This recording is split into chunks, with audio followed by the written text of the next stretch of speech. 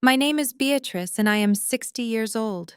At my grandson's baby shower, my daughter-in-law threw the hand-knitted baby clothes I made right into the trash. She looked me dead in the eye in front of 100 guests and announced that her child only wears designer brands, not charity projects. I said nothing. I simply picked up the mahogany box they came in and took it home. Hours later, my son called me sobbing uncontrollably. He begged to know what was hidden inside that box of baby clothes. Before I continue this story, let me know where you are watching from in the comments below. Hit like and subscribe if you have ever had to stand up to arrogant people who completely underestimated your worth. The Astor Ballroom at the St. Regis Hotel in Buckhead was suffocatingly fragrant. The air was thick with the scent of imported white peonies and vintage champagne. This was Atlanta. And in the upper echelons of the black elite, a baby shower was never just a gathering of loved ones. It was a calculated social exhibition. It was a chance to prove your pedigree, flaunt your wealth, and secure your unborn child a place in the most exclusive circles before they even took their first breath. Vivian, my 30-year-old daughter-in-law, had orchestrated the entire afternoon to serve as a monument to her own vanity. She ran a luxury event planning company, or at least she aggressively projected the image of running one successfully. The room was dripping in absolute excess. Waiters in white gloves circulated seamlessly with silver trays of caviar and crystal flutes of expensive sparkling wine. The guest list read like a directory of Atlanta high society. There were women wearing their sorority colors with ostentatious pride, flashing diamond-encrusted brooches and tossing their heads to show off fresh blowouts. There were men in tailored linen suits discussing their country club handicaps and their latest corporate acquisitions. And then there was me. I arrived precisely on time wearing a simple, unbranded charcoal gray tailored suit. To the untrained label-obsessed eyes in that ballroom, my outfit probably looked like something purchased off the rack at a mid-tier department store. None of these people could recognize the masterful hand-stitching of true haute couture. They had no idea that my suit was custom-made, crafted by the very same elite tailors I used to work alongside decades ago. Before I built my commercial real estate empire entirely under the radar, I was a seamstress for the ultra-wealthy. Now I owned the buildings they shopped in. But in their eyes, I was just Jamal's mother.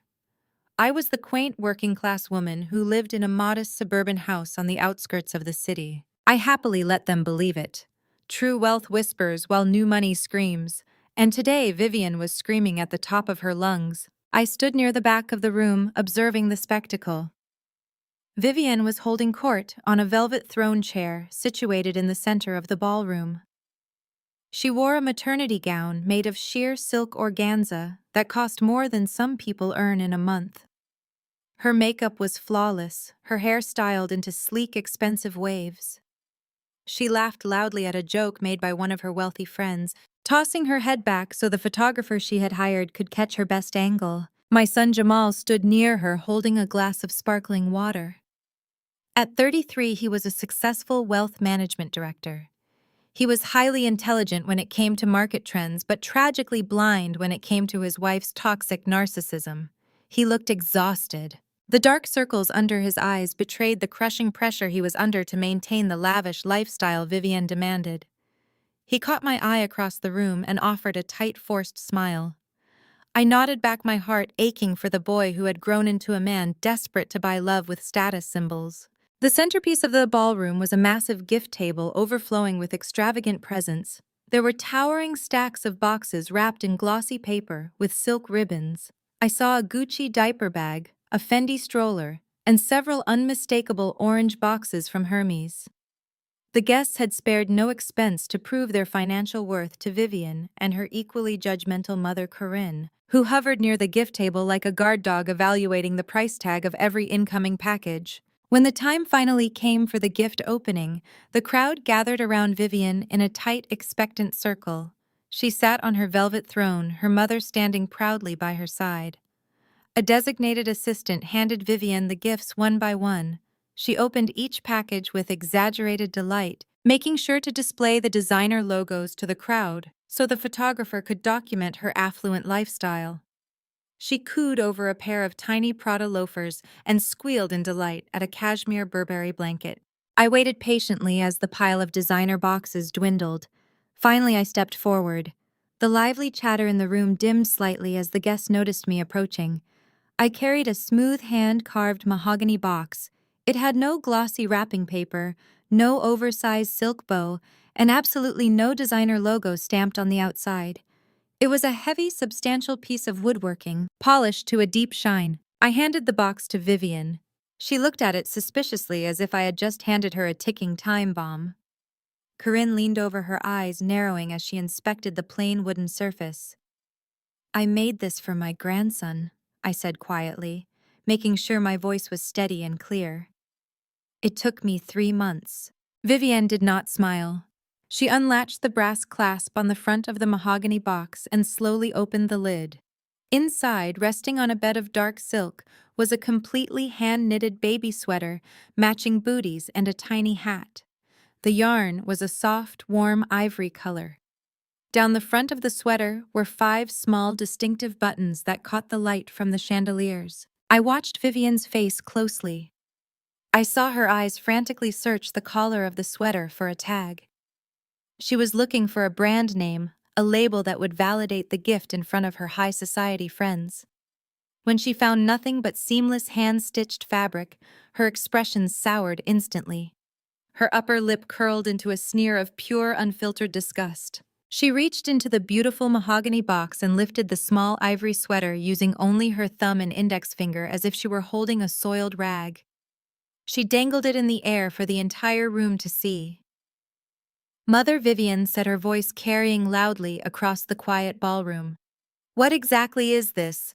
"It is a hand-knitted sweater set for the baby," I replied, my posture perfectly straight. "I crafted it myself." Vivian let out a sharp, mocking laugh that cut through the silence like broken glass. She dropped the sweater back into the mahogany box with a careless thud.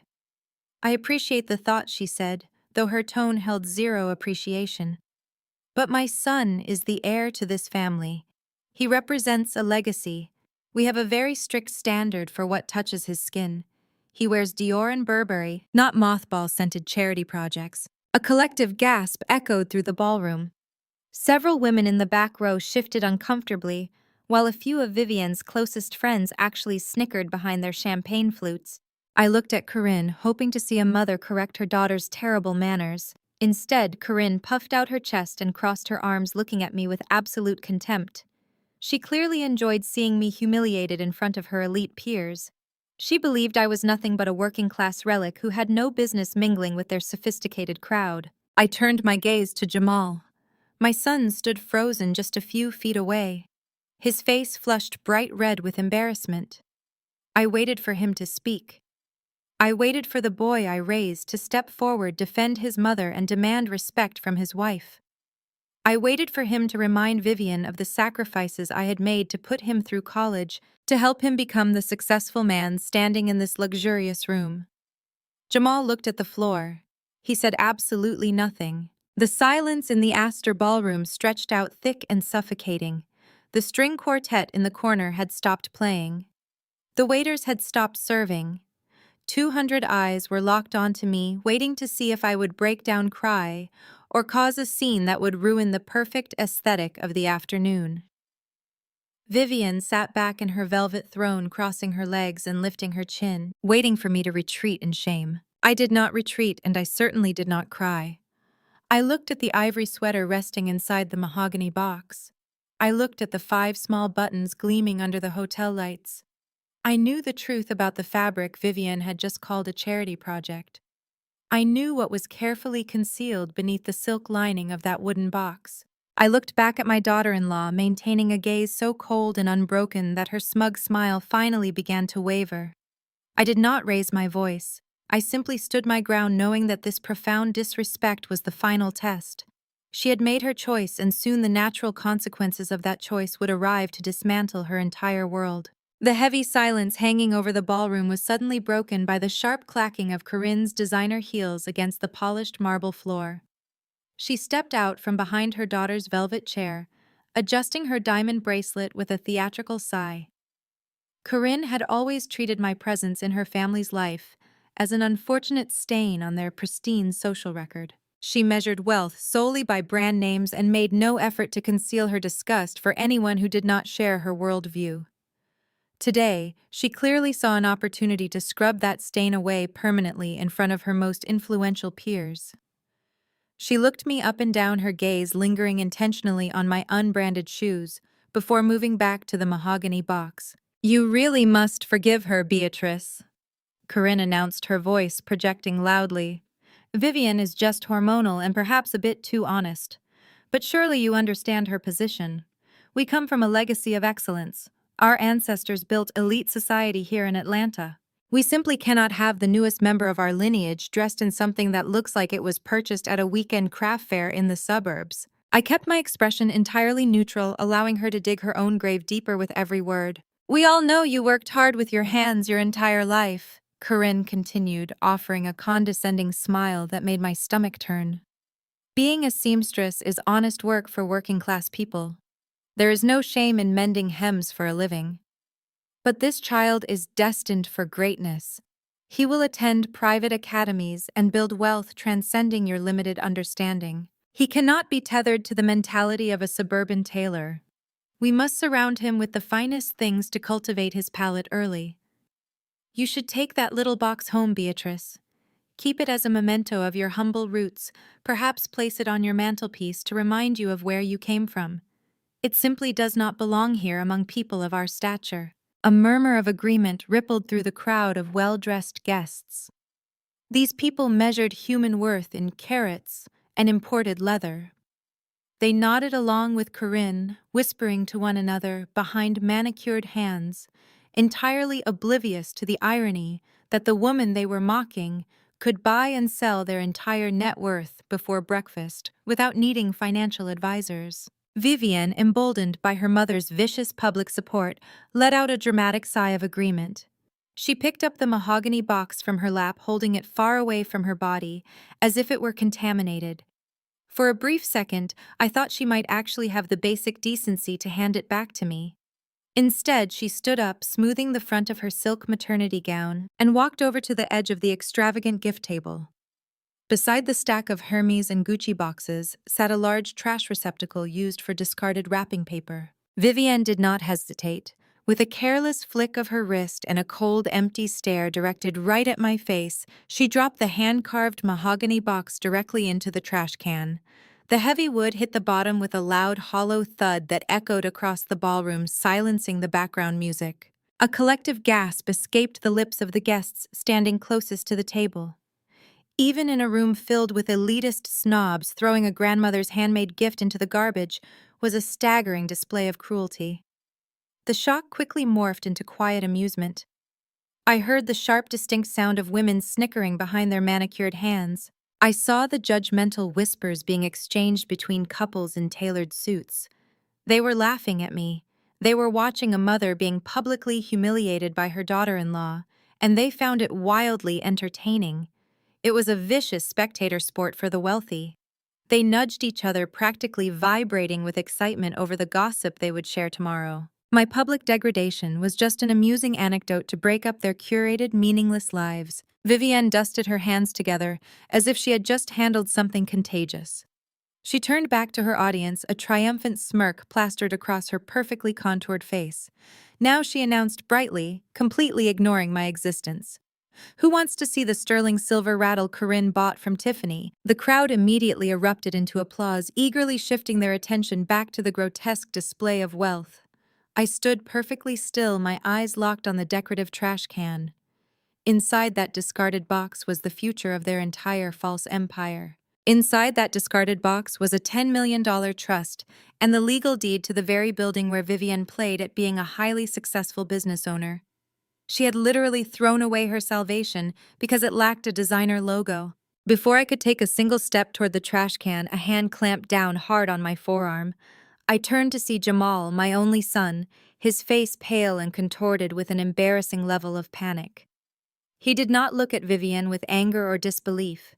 He did not demand an apology for the sickening disrespect his wife had just shown the woman who gave him life, the woman who had scrubbed floors and worked double shifts just to pay for his college tuition. Instead, he pulled me roughly by the arm, his grip bruising, dragging me away from the center of the room and toward a secluded, dimly lit alcove near the exit doors. "What are you doing, Mom?" Jamal hissed, furiously checking over his shoulder to ensure none of the sorority sisters were listening. "Why did you have to bring that embarrassing thing here? You know how Vivian is about aesthetics. You know she only wants top-tier brands for the baby." I stared at my son. The boy I had sacrificed everything for, the boy I had shielded from the harsh realities of the world so he could focus on his education and his career. He was now blaming his mother for his wife's vile behavior. "She threw my gift in the trash, Jamal," I said, my voice dangerously low and steady. "And you are pulling me aside to scold me. You provoked her today!" He fired back rapidly, running a trembling hand over his face in absolute frustration. "You brought a wooden box to a St. Regis baby shower. You are embarrassing her in front of her friends and her mother. Corinne already thinks we are not good enough, and you pull this stunt. Please, Mom, just leave. Send a check next week to make up for it. I cannot deal with you ruining this day for her." The absolute cowardice radiating from my son was the most painful part of the entire afternoon. Terrified of losing his proximity to Vivian's elite circle, he was willing to sacrifice his own mother at the altar of their vanity. He had chosen his side. He had chosen the facade. I gently but firmly removed Jamal's tight hand from my arm. I did not raise my voice, nor did I show a single ounce of the profound disappointment shattering my heart. I simply smoothed the sleeve of my tailored suit, standing tall with the kind of quiet authority that no amount of money could ever purchase. I knew my own worth, and I knew the immense power I held quietly over their fragile, debt-ridden reality. They were blindly playing a dangerous game of status and vanity, completely unaware that I was the one who actually owned the board they were standing on. My silence was not submission. It was a calculated evaluation of their utter foolishness. "I will leave," I told him, my tone completely stripped of any maternal warmth, "but first I am going to retrieve my property." I turned my back on my son and walked across the ballroom floor. The crowd parted for me, their eyes following my every move. I ignored their whispers. I ignored Vivian, who was busy posing for photos with the Tiffany rattle.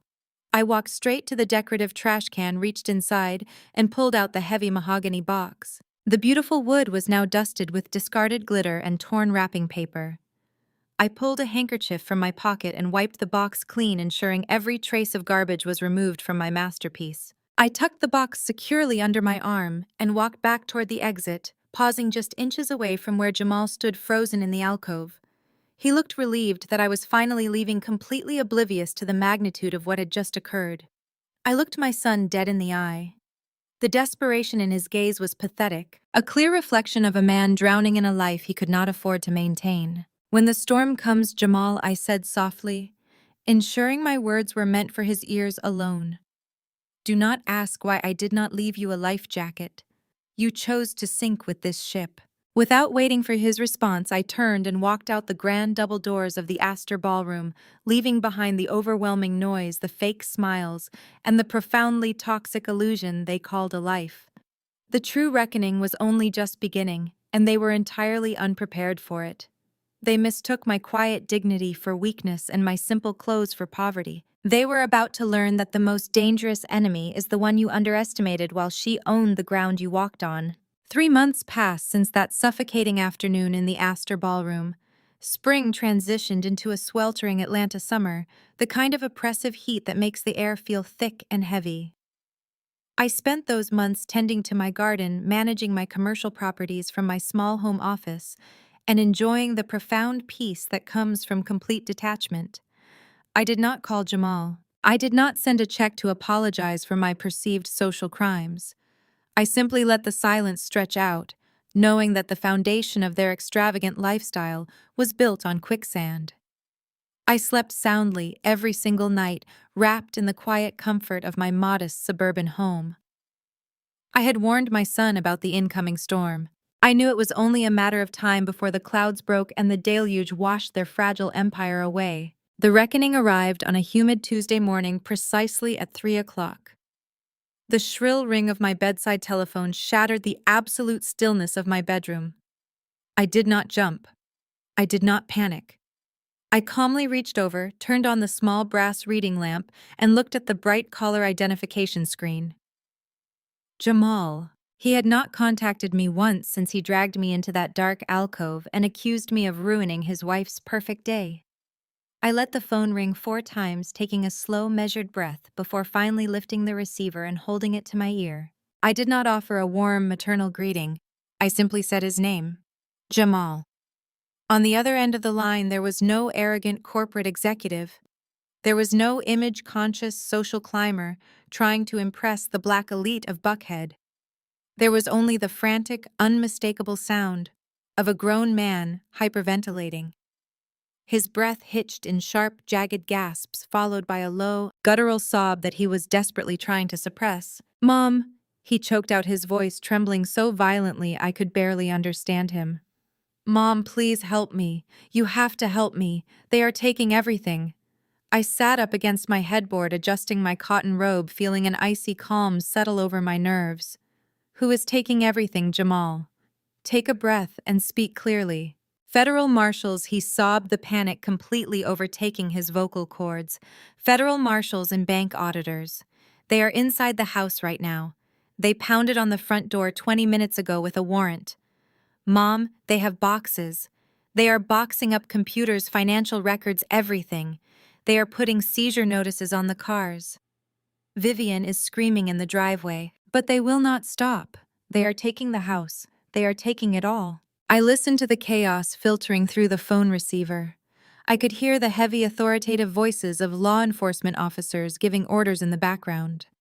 I could hear Vivian shrieking hysterically, her carefully crafted high society persona completely dissolving into loud, vulgar threats directed at the federal agents. It was the sound of an empire turning into dust, the inevitable collapse of a life funded by arrogance and profound financial deception. "Why are federal marshals raiding your estate, Jamal?" I asked, my tone remaining entirely conversational, as if we were discussing the weather rather than his impending arrest. "Because it is all a lie," he wailed, his voice cracking under the crushing weight of his own foolishness. "Vivian's luxury event planning company. It is a massive scam. She has not made a profit in 4 years. She has just been taking deposits from new clients to pay off the debts of older ones. It is a Ponzi scheme, Mom. She owes $4 million. $4 million. The creditors found out. The IRS found out." I closed my eyes, feeling a profound sense of pity for the boy I had raised, a boy so blinded by the glare of elite society that he never bothered to look at the ledger. "You are a wealth management director, Jamal. How did your own wife hide a $4 million deficit from you?" "Because she forged my signature," he cried out, the devastation breaking his spirit entirely. "She took out a second mortgage on the estate. She took out massive business loans using my name, my credit, my credentials. She intercepted the bank notices. She hired a private accountant to cook the books and hide the bleeding. I had no idea. I swear to you, Mom, I had no idea until they handed me the warrant 10 minutes ago. I am going to lose my job at the firm. They will disbar me. I am going to prison for fraud I did not even commit." The sheer scale of Vivian's deception was staggering, yet entirely predictable to anyone paying attention. She had sacrificed her husband's career, his freedom, and their entire future just to maintain the illusion that she belonged in the upper echelons of Atlanta high society. She bought Dior and Hermes with stolen money, smiling for cameras while digging a grave for her own family. Her mother, Corinne, had cheered her on every step of the way, encouraging the extravagance while actively despising people like me who actually worked for a living. Jamal was weeping openly now, the harsh sobs echoing through the receiver. He was a broken man standing in the ruins of his superficial life, finally realizing that the designer labels could not shield him from federal indictments. The reality of his situation was finally crashing down on him, stripping away the arrogance that had allowed him to watch his wife throw his mother's gift into a trash can. "Mom, I do not know what to do," he pleaded, his voice stripped of all pride and dignity. My accounts are frozen. The credit cards are declined. They are telling us we have to vacate the premises by tomorrow morning. We have no money. We have nowhere to go. Corinne refuses to answer Vivian's calls because she does not want to be implicated in the federal fraud investigation. We are completely ruined. I remained silent, allowing the stark reality of his situation to settle heavily into the space between us. He had chosen Vivian's shiny, empty world over the solid, unglamorous foundation I had offered him. Now that world was actively devouring him. I felt no urge to rush in and rescue him. My love for my son was deep, but my commitment to teaching him accountability was deeper. I sat in my quiet, paid-off house listening to him drowning in his own poor choices. Then amidst his frantic hyperventilating, Jamal suddenly went quiet. A sharp intake of breath hissed through the phone line. I could hear the desperate gears turning in his panicked mind. The baby shower, he whispered, his voice trembling with a sudden wild spark of hope piercing through the terror. "Mom, the baby shower. The gift you brought." I said nothing. I remember the card. Jamal continued, his words rushing out in a frantic torrent. "I remember the note you attached to the mahogany box before Vivian threw it away.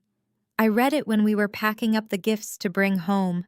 It said you were giving us the ultimate safety net for the family's future. It said you were securing the legacy of my son, so he would never have to worry about the shifting tides of the economy." His voice cracked heavy with a mixture of profound regret and desperate realization. He was finally connecting the dots. He was finally remembering the quiet, unbranded woman he had allowed his wife to humiliate in front of a ballroom full of strangers. The woman who had built real, tangible wealth while his wife built a house of cards. "Mom, please." Jamal begged, the tears flowing freely once more. "You always planned 10 steps ahead. You never did anything without a reason. When you said safety net, you did not mean just baby clothes. You meant something else entirely. You hid something in that box, did you not? You placed a lifeline in there, and we were too stupid to look past the lack of a designer logo." I listened to the rhythmic ticking of the clock on my nightstand. The storm I had predicted 3 months ago was currently tearing the roof off his life, and he was finally looking for the life jacket he had let his wife throw in the garbage. His desperation was palpable, echoing through the phone like a physical force. He needed a miracle to save him from the absolute destruction that Vivian had brought down upon their household. "Mom, I am begging you," he sobbed. His pride entirely shattered, his arrogance replaced by pure terror. "I will do whatever you want. I will leave her. I will grovel at your feet. Just tell me the truth. What was hidden inside that box? I will do absolutely anything to fix this massive disaster and save my young son from this horrible nightmare." 3 months passed since that suffocating afternoon in the Astor Ballroom. Spring transitioned into a sweltering Atlanta summer, the kind of oppressive heat that makes the air feel thick and heavy. I spent those months tending to my garden, managing my commercial properties from my small home office, and enjoying the profound peace that comes from complete detachment. I did not call Jamal. I did not send a check to apologize for my perceived social crimes. I simply let the silence stretch out, knowing that the foundation of their extravagant lifestyle was built on quicksand. I slept soundly every single night, wrapped in the quiet comfort of my modest suburban home. I had warned my son about the incoming storm. I knew it was only a matter of time before the clouds broke and the deluge washed their fragile empire away. The reckoning arrived on a humid Tuesday morning, precisely at 3 o'clock. The shrill ring of my bedside telephone shattered the absolute stillness of my bedroom. I did not jump. I did not panic. I calmly reached over, turned on the small brass reading lamp, and looked at the bright caller identification screen. Jamal. He had not contacted me once since he dragged me into that dark alcove and accused me of ruining his wife's perfect day. I let the phone ring 4 times, taking a slow, measured breath before finally lifting the receiver and holding it to my ear. I did not offer a warm maternal greeting. I simply said his name, Jamal. On the other end of the line, there was no arrogant corporate executive. There was no image-conscious social climber trying to impress the black elite of Buckhead. There was only the frantic, unmistakable sound of a grown man hyperventilating. His breath hitched in sharp, jagged gasps, followed by a low, guttural sob that he was desperately trying to suppress. Mom, he choked out, his voice trembling so violently I could barely understand him. Mom, please help me. You have to help me. They are taking everything. I sat up against my headboard, adjusting my cotton robe, feeling an icy calm settle over my nerves. Who is taking everything, Jamal? Take a breath and speak clearly. Federal marshals, he sobbed, the panic completely overtaking his vocal cords. Federal marshals and bank auditors. They are inside the house right now. They pounded on the front door 20 minutes ago with a warrant. Mom, they have boxes. They are boxing up computers, financial records, everything. They are putting seizure notices on the cars. Vivienne is screaming in the driveway, but they will not stop. They are taking the house. They are taking it all. I listened to the chaos filtering through the phone receiver. I could hear the heavy, authoritative voices of law enforcement officers giving orders in the background.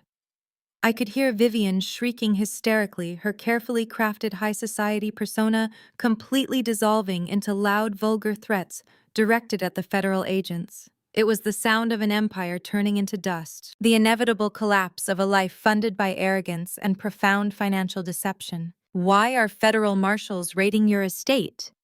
Jamal? I asked, my tone remaining entirely conversational, as if we were discussing the weather rather than his impending arrest. Because it is all a lie, he wailed, his voice cracking under the crushing weight of his own foolishness. Vivienne's luxury event planning company. It is a massive scam. She has not made a profit in 4 years. She has just been taking deposits from new clients to pay off the debts of older ones. It is a Ponzi scheme, Mom. She owes $4 million. $4 million, the creditors found out. The IRS found out. I closed my eyes, feeling a profound sense of pity for the boy I had raised, a boy so blinded by the glare of elite society that he never bothered to look at the ledger. You are a wealth management director, Jamal. How did your own wife hide a $4 million deficit from you? Because she forged my signature, he cried out, the devastation breaking his spirit entirely. She took out a second mortgage on the estate. She took out massive business loans using my name, my credit, my credentials. She intercepted the bank notices. She hired a private accountant to cook the books and hide the bleeding. I had no idea. I swear to you, Mom, I had no idea until they handed me the warrant 10 minutes ago. I am going to lose my job at the firm. They will disbar me. I am going to prison for fraud I did not even commit. The sheer scale of Vivienne's deception was staggering, yet entirely predictable to anyone paying attention. She had sacrificed her husband's career, his freedom, and their entire future just to maintain the illusion that she belonged in the upper echelons of Atlanta high society. She bought Dior and Hermes with stolen money, smiling for cameras while digging a grave for her own family. Her mother, Corinne, had cheered her on every step of the way, encouraging the extravagance while actively despising people like me who actually worked for a living. Jamal was weeping openly now, the harsh sobs echoing through the receiver. He was a broken man standing in the ruins of his superficial life, finally realizing that the designer labels could not shield him from federal indictments. The reality of his situation was finally crashing down on him, stripping away the arrogance that had allowed him to watch his wife throw his mother's gift into a trash can. Mom, I do not know what to do, he pleaded, his voice stripped of all pride and dignity.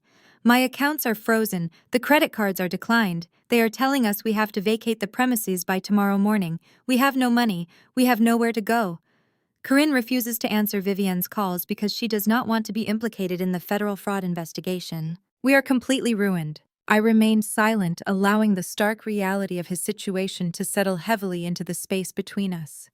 He had chosen Vivienne's shiny, empty world over the solid, unglamorous foundation I had offered him. Now that world was actively devouring him. I felt no urge to rush in and rescue him.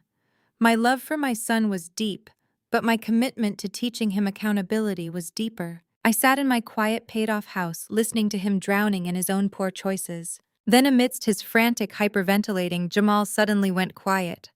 A sharp intake of breath hissed through the phone line. I could hear the desperate gears turning in his panicked mind. The baby shower, he whispered, his voice trembling with a sudden wild spark of hope piercing through the terror. Mom, the baby shower. The gift you brought. I said nothing. I remember the card. Jamal continued, his words rushing out in a frantic torrent.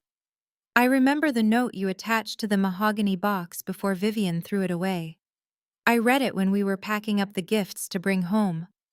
It said you were giving us the ultimate safety net for the family's future. It said you were securing the legacy of my son, so he would never have to worry about the shifting tides of the economy. His voice cracked heavy with a mixture of profound regret and desperate realization.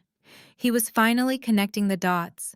He was finally remembering the quiet, unbranded woman he had allowed his wife to humiliate in front of a ballroom full of strangers. The woman who had built real, tangible wealth while his wife built a house of cards. "Mom, please." Jamal begged, the tears flowing freely once more. "You always planned 10 steps ahead. You never did anything without a reason. When you said safety net, you did not mean just baby clothes. You meant something else entirely. You hid something in that box, did you not? You placed a lifeline in there, and we were too stupid to look past the lack of a designer logo." I listened to the rhythmic ticking of the clock on my nightstand. The storm I had predicted 3 months ago was currently tearing the roof off his life, and he was finally looking for the life jacket he had let his wife throw in the garbage. His desperation was palpable, echoing through the phone like a physical force. He needed a miracle to save him from the absolute destruction that Vivian had brought down upon their household. "Mom, I am begging you," he sobbed. His pride entirely shattered, his arrogance replaced by pure terror.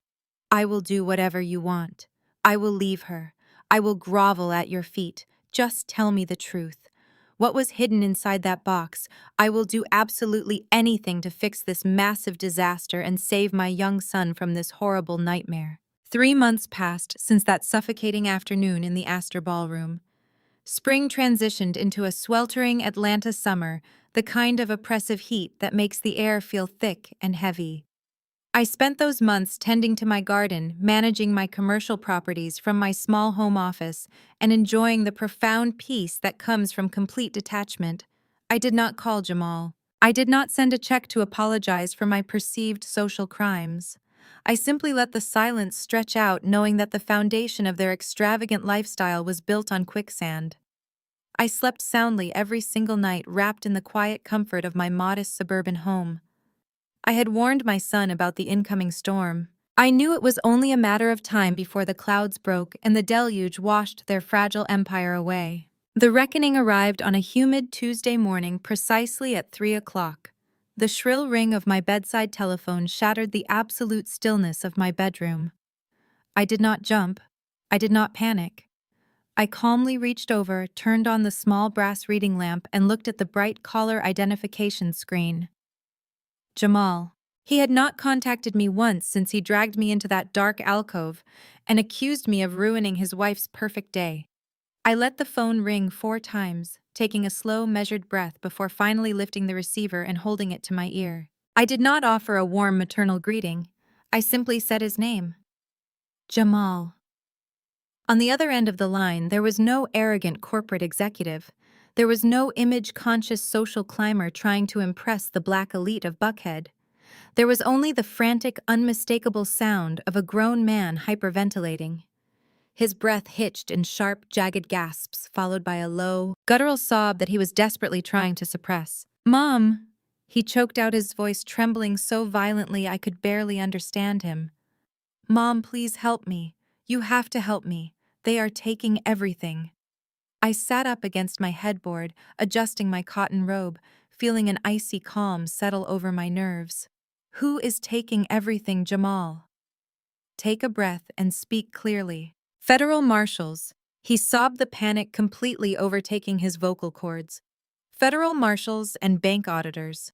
They are inside the house right now. They pounded on the front door 20 minutes ago with a warrant. Mom, they have boxes. They are boxing up computers, financial records, everything. They are putting seizure notices on the cars. Vivian is screaming in the driveway, but they will not stop. They are taking the house.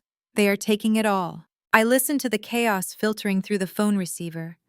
I could hear the heavy, authoritative voices of law enforcement officers giving orders in the background. I could hear Vivian shrieking hysterically, her carefully crafted high society persona completely dissolving into loud, vulgar threats directed at the federal agents. It was the sound of an empire turning into dust, the inevitable collapse of a life funded by arrogance and profound financial deception. "Why are federal marshals raiding your estate, Jamal?" I asked, my tone remaining entirely conversational, as if we were discussing the weather rather than his impending arrest. "Because it is all a lie," he wailed, his voice cracking under the crushing weight of his own foolishness. "Vivian's luxury event planning company. It is a massive scam. She has not made a profit in 4 years.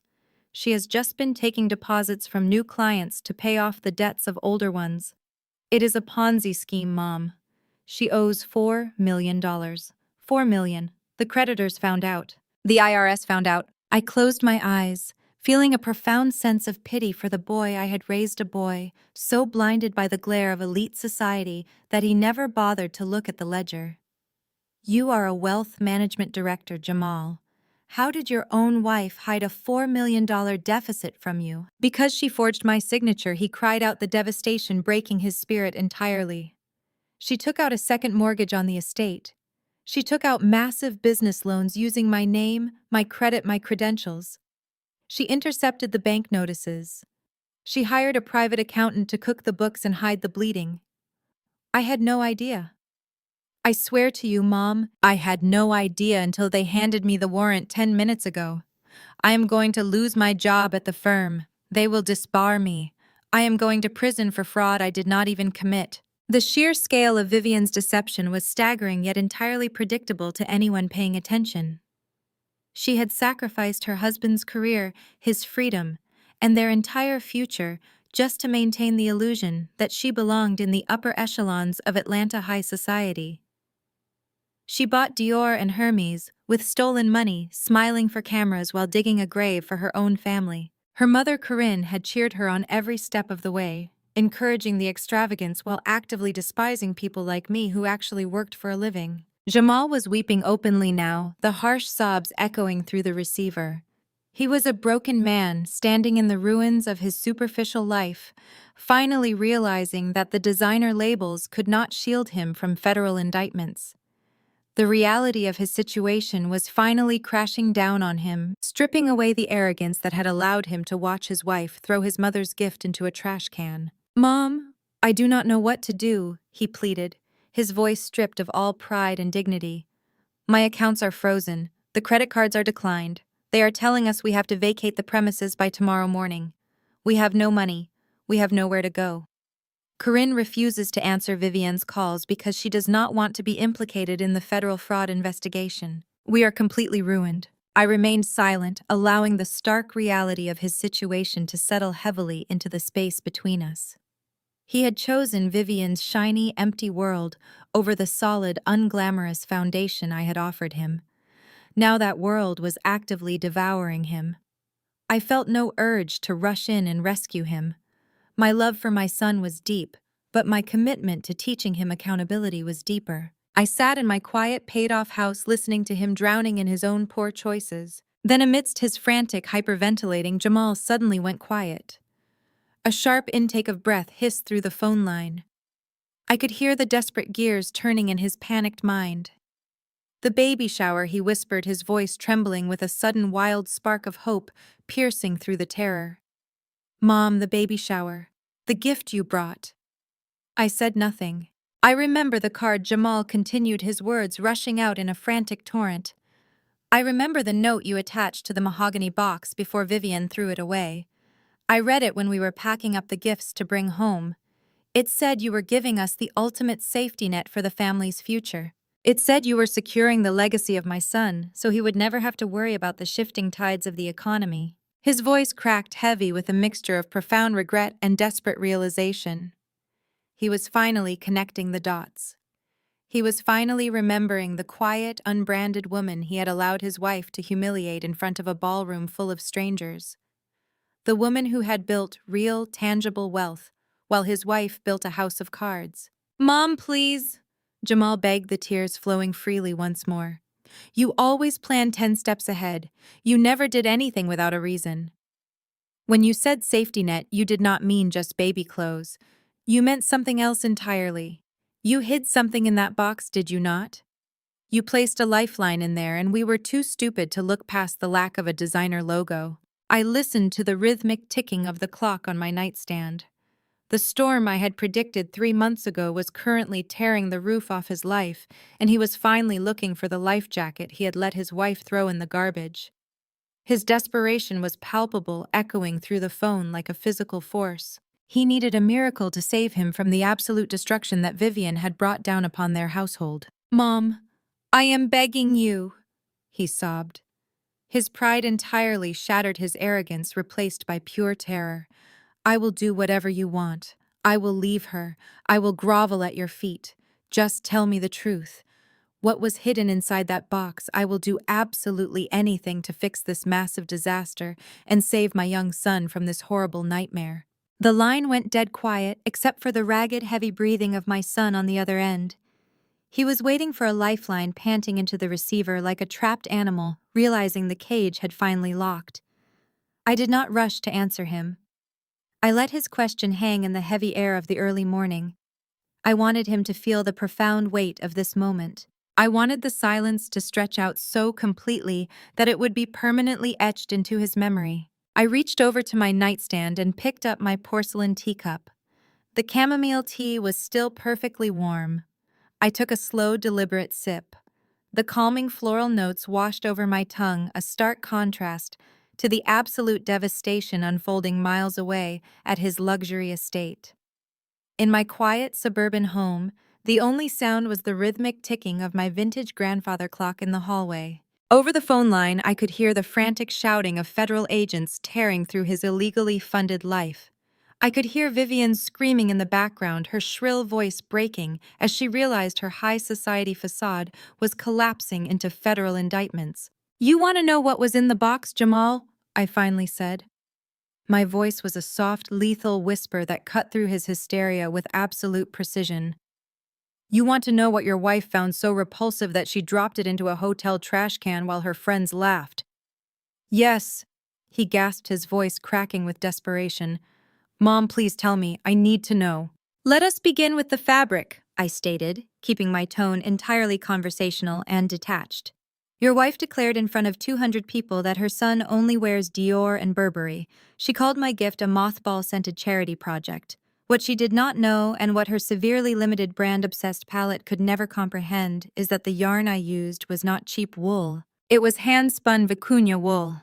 I paused, allowing the name of the fabric to resonate. I knew Jamal, with his wealth management background, would instantly recognize the material.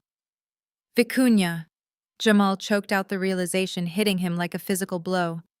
"Mom, that is the most expensive fabric on the planet. It costs thousands of dollars just for a single spool." "Exactly," I replied coldly. "It is rarer than cashmere and finer than silk. It is true generational wealth in textile form. It does not need a flashy logo plastered across the chest to announce its value. It is quiet luxury, the kind only truly elite circles even know how to identify. I spent 3 full months knitting that sweater, Jamal. I crafted every single stitch with love for my grandson. But your wife touched the most exquisite fabric in the world and called it garbage because it did not have a mass-produced designer tag attached to it." A low, guttural moan escaped Jamal's throat. The monetary value of the discarded clothing was beginning to crush his spirit, but I was not even close to being finished. "And the buttons," I continued methodically, my voice devoid of any maternal sympathy. "Those 5 little buttons down the front of the sweater that caught the light from the Astor ballroom chandeliers. They were not plastic, Jamal. They were heirloom diamonds. They were the very first diamonds I ever purchased with my own money decades ago, back when I was a seamstress working my fingers to the bone for the old money families of Atlanta. I took those diamonds to a private jeweler and had them expertly coated in soft ivory enamel so they would be perfectly safe for a newborn baby's skin. Your wife threw away priceless family heirlooms because she was too busy performing for her sorority sisters to actually look at what she was holding." "Oh my God," Jamal wept loudly. "Oh my God, Mom. We did not know.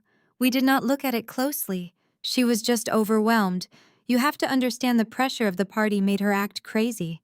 Do not insult my intelligence by making excuses for her vile behavior. I snapped my tone, hardening into a blade of pure steel. She was not overwhelmed. She was arrogant. She was malicious.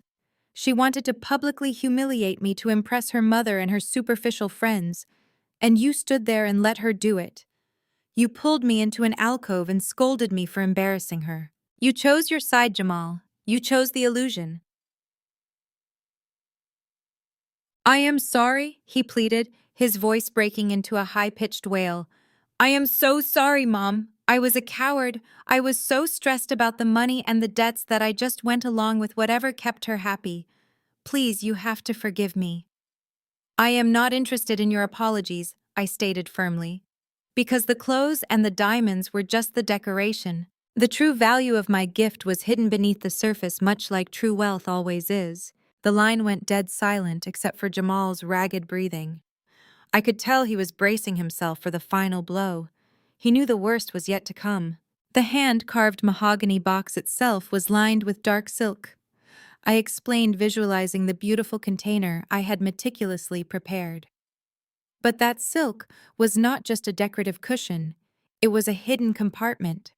Stitched meticulously beneath the lining of that box was a legal document.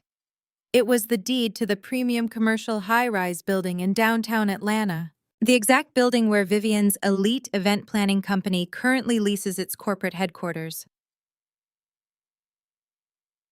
Jamal let out a sound that I can only describe as a man losing his soul. It was a hollow, echoing gasp of pure agony. Yes, Jamal, I confirmed his terrifying realization.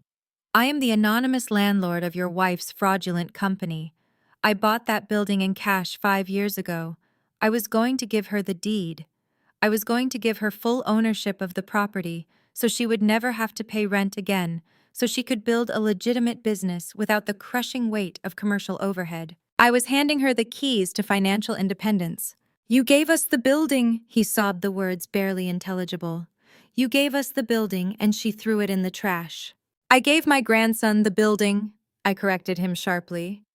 Because alongside that deed was the fully executed paperwork for an irrevocable $10 million trust fund in your son's name.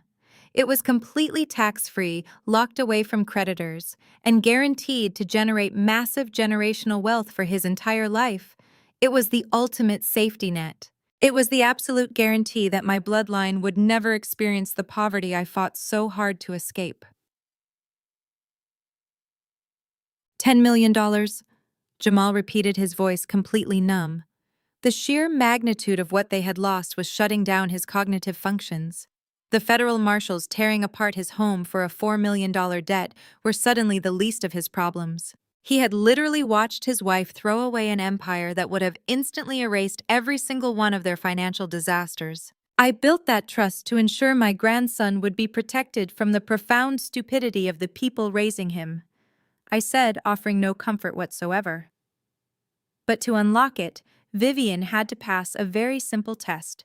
She had to show a basic level of grace, humility, and gratitude. She had to accept a gift crafted with love from a woman she believed was beneath her social standing. I took another sip of my tea, savoring the absolute control I held over the situation. She failed the test, Jamal. She failed spectacularly. She looked at a handmade gift and saw only garbage.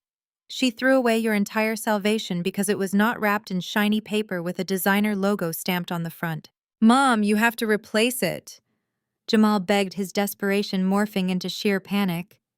You have the original documents, right? You can just print new copies. You can wire the money to my account. Please, Mom. The auditors are seizing my cars. They are taking my home. I am going to lose my job at the wealth management firm. They are going to disbar me for the fraudulent loans Vivian took out in my name. You have to save me. I do not have to do anything, I replied with chilling serenity. You are 33 years old. You enabled a narcissist. You allowed her to disrespect your mother. You turned a blind eye to her massive financial crimes because you enjoyed the status and the country club memberships her stolen money provided.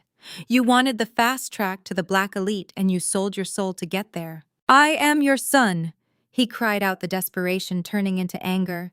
You cannot just abandon me to the federal government. You are my mother. I am your mother, which is exactly why I am letting you face the consequences of your own actions.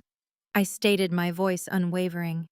I will not hand over my hard-earned commercial real estate so you can liquidate it to cover up your wife's federal crimes. I will not drain my grandson's trust fund to pay off the massive debts Vivian accrued trying to impress women who are probably laughing at her arrest right now. Mom, please, he whimpered, totally broken. I have nothing left. We have nothing left. I warned you, Jamal. I reminded him, recalling the exact words I spoke in that dark alcove at the St. Regis Hotel. I told you that when the storm comes, you should not ask why I did not leave you a life jacket. You chose to sink with this ship. You stood by in silence while your wife threw your family's entire legacy into a garbage can. I paused, ensuring he was listening closely to every single syllable of my final judgment.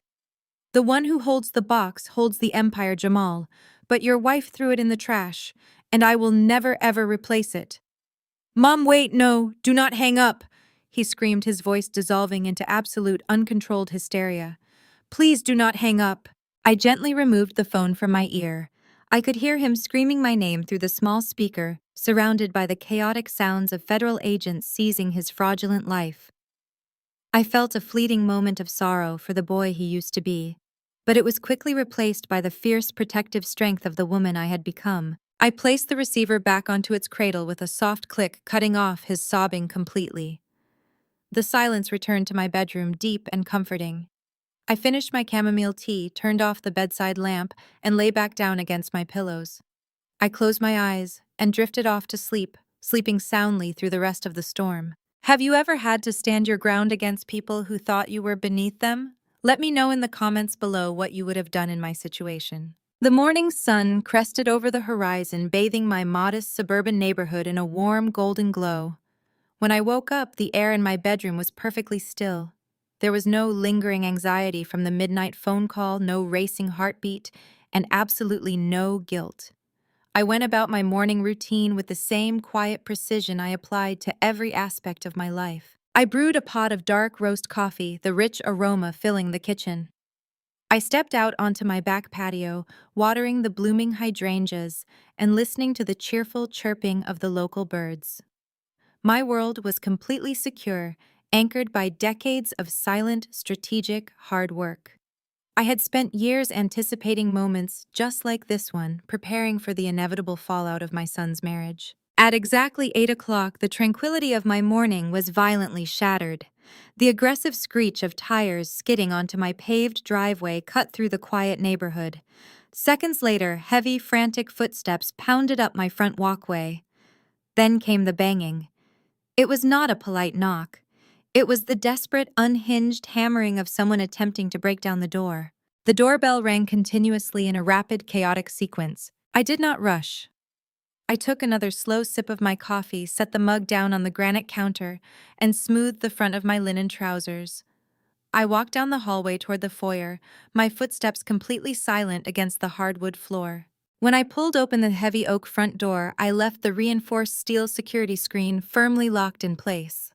Standing on my front porch were Vivian and her mother, Corinne. The immaculate high society illusion they had projected at the Astor Ballroom was entirely gone. They looked like women who had spent the entire night watching their lives burn to the ground. Vivian was wearing a wrinkled designer tracksuit that hung haphazardly off her frame. Her usually flawless hair was shoved into a chaotic, uneven knot at the base of her neck. Her eyes were swollen, bloodshot, and ringed with heavy, smeared mascara. Corinne stood right behind her, looking equally deranged. The matriarch who had so proudly mocked my working-class roots was now shaking visibly, clutching a leather tote bag to her chest like a shield. She wore oversized sunglasses to hide the panic radiating from her face. "Open this door right now!" Vivian shrieked, her voice cracking with pure desperation. She slapped her open palm against the metal security screen. "Give me the box, Beatrice. Jamal told me everything on the phone. Hand over the wooden box and the legal documents right now. We need the deed to the building. I stood perfectly still on the other side of the mesh, looking at her with absolute pity. I did not unlock the screen. I did not invite them inside to sit on my furniture. I simply crossed my arms and watched them unravel. Good morning, Vivian. Good morning, Corinne. I said, my voice completely devoid of emotion. It is rather early for uninvited guests, especially guests who are currently facing federal fraud indictments. Corinne stepped forward, pushing her sunglasses up into her messy hair. She pointed a shaking manicured finger at me. Do not play games with us, Beatrice. We know exactly what you hid in that wooden box. You sneaked a $10 million trust fund and a commercial deed into a baby shower gift to trick us. That was a manipulative, underhanded trap. You set my daughter up to fail. A trap, I asked, raising a single eyebrow. Giving my grandson a massive fortune is a trap. Or did the trap only spring when your daughter decided to throw a priceless heirloom into a garbage can because she is a shallow, label-obsessed narcissist? Vivian let out a frustrated scream, stomping her foot on the porch like a petulant child denied a toy. It was a misunderstanding, she yelled, trying desperately to rewrite the history of her own arrogance. You completely misunderstood my joke at the baby shower. I was just overwhelmed with pregnancy hormones and all the guests. I did not mean to throw it away. I was just setting it aside for safekeeping. You dropped it into a trash can meant for discarded wrapping paper. I corrected her coldly, refusing to let her gaslight me. You held the sweater with 2 fingers like it was contaminated. You told an entire ballroom of Atlanta elite that your son only wears Dior and Burberry. You specifically stated that he does not wear mothball-scented charity projects. There was no misunderstanding, Vivian. You spoke your truth loud and clear. That gift was for my baby. Vivian cried, her voice escalating into a hysterical pitch. It has his name on the trust. That means it legally belongs to him. You stole it back from the venue. You are literally stealing millions of dollars from your own infant grandson. Give me the deed to my office building right now. You have to save my company. I let out a harsh, humorless laugh. The sheer audacity of this woman was staggering. She had forged her husband's signature, stolen millions, and brought federal marshals to her doorstep, yet she was standing on my porch accusing me of theft. Let us be absolutely clear about the law, since you clearly struggle with legal boundaries, I said, my tone sharpening into a blade. I presented a gift. You publicly rejected that gift and discarded it into a trash receptacle. Under the law, an item thrown into a garbage bin in a public hotel is considered abandoned property. I simply retrieved my own abandoned property. Furthermore, the trust and the deed were never executed in your name. They remain entirely under my control. You have zero legal claim to a single dime of my empire. Corinne slammed her hands against the security screen, her face contorting with ugly, desperate rage. You spiteful, bitter old woman. You set my daughter up to fail. You knew she would reject that cheap-looking sweater. You wanted her to lose the building. You are just jealous because Vivian comes from a respected legacy family, and you are nothing but a glorified seamstress. A glorified seamstress who owns the very ground your daughter's fraudulent company stands on. I fired back, stepping closer to the screen so Corinne could see the absolute lethal calm in my eyes. Your legacy family is bankrupt, Corinne. Your daughter is a criminal who is about to lose everything because she spent $4 million trying to impress women who will not even return her phone calls today. Do not stand on my porch and talk to me about legacy. My legacy is paid in cash. Yours is funded by federal crimes. Vivian began to sob, heavy, ugly tears streaming down her face. She grabbed the handle of the security screen, yanking on it uselessly. Please, Beatrice, I am begging you. The auditors are taking the house. They are seizing the cars. They are going to arrest me. If you just give me the deed to the commercial building, I can leverage it. I can secure a bridge loan to pay back the stolen funds. I can fix this. You cannot let the mother of your grandson go to federal prison. I am not sending you to prison, Vivian. Your own arrogance and greed are sending you to prison, I told her, feeling not a single shred of sympathy. You wanted a life of luxury, and you decided to steal it rather than earn it. You dragged my son into a massive financial disaster. You put my grandson's future at risk. I built that $10 million trust to ensure my grandson would be protected from your profound stupidity. But to unlock it, you had to pass a very simple test. You had to show a basic level of grace, humility, and gratitude. I paused, letting my words sink deep into her panicking mind. You failed the test. You looked at a handmade gift crafted with love and saw only garbage. You threw away your salvation because it was not wrapped in an Hermes box. It is his money, Vivian screamed, completely losing whatever shred of sanity she had left. You have to give it to me to manage for him. I am his mother. You are a liability, I stated firmly, and as long as you have any legal authority over that child, you will never see a single penny of my wealth. I will not hand over my commercial real estate so you can liquidate it to cover up your federal crimes. You made your bed, Vivian. Now you get to sleep in a jail cell. Corinne pulled her daughter back from the door, realizing that their intimidation tactics were entirely useless against me. Her face was twisted with venomous hatred, recognizing that her entire social standing in Atlanta was about to be annihilated by her daughter's impending arrest. You will regret this, Beatrice. We will tell everyone what a monster you are. We will destroy your reputation in this city. Go ahead and try. I challenged her, a cold smile touching my lips. Tell the whole city. Tell them you are standing on my porch begging the working-class tailor to bail you out of a $4 million federal fraud indictment. Tell them you threw a $10 million trust fund into a garbage can. Let us see how much sympathy the high society wives give you when they find out you are dead broke. Vivian sank to her knees right there on the concrete porch, her hands covering her face as she wailed into the humid morning air. The reality of her total destruction had finally broken through her delusion. She had no money, no building, no leverage, and no escape. She was a fraud, and the entire world was about to find out. I looked down at her pathetic, trembling form. I felt no triumph, only a cold, heavy justification. Get off my property! I commanded, my voice carrying the absolute finality of a judge delivering a sentence.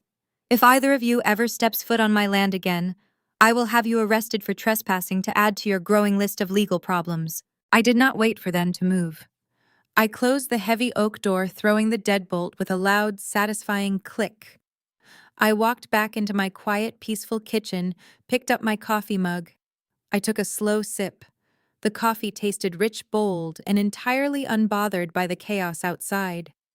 Outside, I could hear Corinne dragging her sobbing daughter back toward their car. The storm had finally arrived, and I was perfectly safe inside my fortress. Or so I thought. They had not left. Instead of driving away, Corinne had marched right back up my front steps. The relentless pounding resumed, accompanied by shrill screaming that echoed through the quiet street.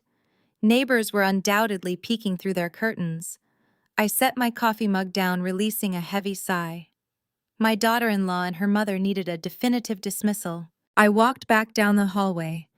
When I reached the foyer, I did not open the door. Instead, I pressed the intercom button mounted on the wall, allowing my voice to project through the exterior speakers. I told you to leave my property, I stated. You have 10 seconds before I call the authorities. Do not you dare hang up on me, Beatrice, Corinne shrieked. The venom in her voice vibrated through the speaker. You think you hold all the cards because you have some deed and a trust fund? You forgot one important detail, you arrogant old woman. Enlighten me, Corinne. What detail could possibly change the fact that your daughter is facing federal prison time? The baby, Corinne spat out with malice. My grandson, your grandson, Jamal's heir. What about my grandson? I asked, my voice entirely neutral. Vivian pushed toward the intercom, her voice raw. He is my son, Beatrice. I have legal custody. Jamal is a pathetic man who will do whatever I tell him. If you do not hand over the deed to that commercial building right now, you will never see that boy again. I swear to you. Is that a threat? I asked calmly. It is a promise, Corinne interrupted, delivering her ultimate toxic weapon. We will pack up that baby tonight and leave the state. We will disappear so completely, your investigators will never find us. You will never hold him. You will never hear him call you grandmother. If you let Vivian go down for this fraud, we will ensure your bloodline is severed from you. You will die alone in this empty house surrounded by useless money. Vivian sobbed loudly. I will do it, Beatrice. Just sign the deed over to my company. Give me the trust fund.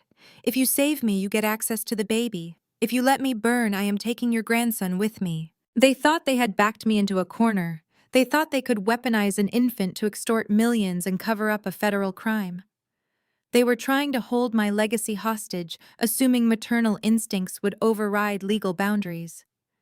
It was a despicable, morally bankrupt tactic. I took a slow breath, letting the audacity of their blackmail attempt settle over me. I felt no panic or fear. I felt nothing but a profound, unyielding sense of righteous clarity. I pressed the intercom button again.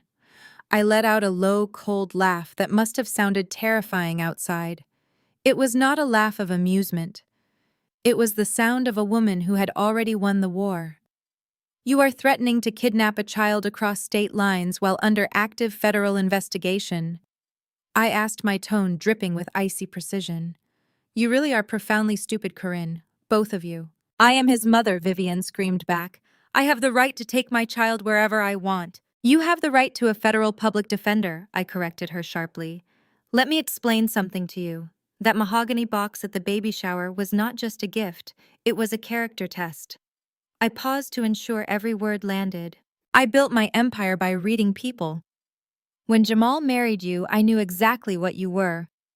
I saw the profound narcissism, I saw the empty label-obsessed void where your soul should be. But you were carrying my grandson, so I gave you a test.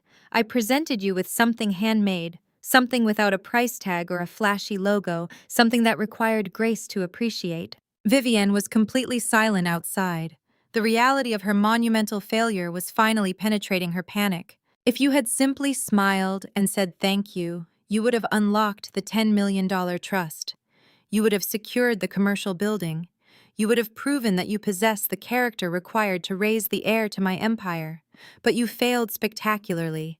You proved that you value superficial garbage over genuine love. You proved that you are entirely unfit to manage my grandson's future. You cannot judge me, Vivian wailed. You do not know the pressure I was under. I know exactly who you are, I fired back. And so does the federal government. You think you can flee the state. You think Jamal will let you kidnap his son. Darius already has the emergency custody paperwork drafted. Your assets are frozen. Your passports will be flagged by noon. You have zero leverage here. You are playing chess without any pieces. You will never see him, Corinne shrieked, refusing to surrender her only weapon. I will hide them myself. I will make sure you suffer, Beatrice. You are done, I stated, my voice echoing with absolute finality.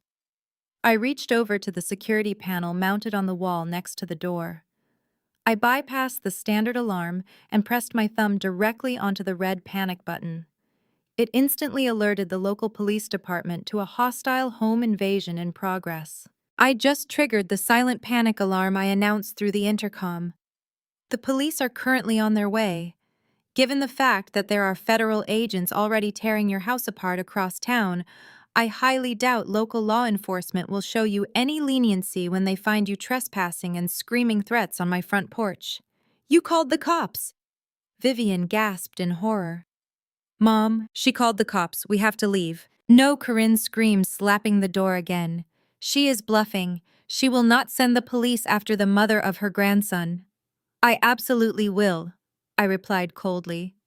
In fact, having a police report documenting your unhinged extortion attempt will be extremely helpful for Jamal's emergency custody hearing tomorrow. Thank you for handing me the exact evidence we needed to sever your parental rights entirely. I stepped away from the intercom, folding my arms across my chest. As I watched the security camera feed on the wall monitor, Vivienne was tugging frantically at her mother's arm, her face a mask of pure terror. Corinne was resisting, screaming obscenities at my front door, her high society facade completely destroyed by her own vicious desperation. Within 3 minutes, the distinct wail of police sirens pierced the quiet morning air.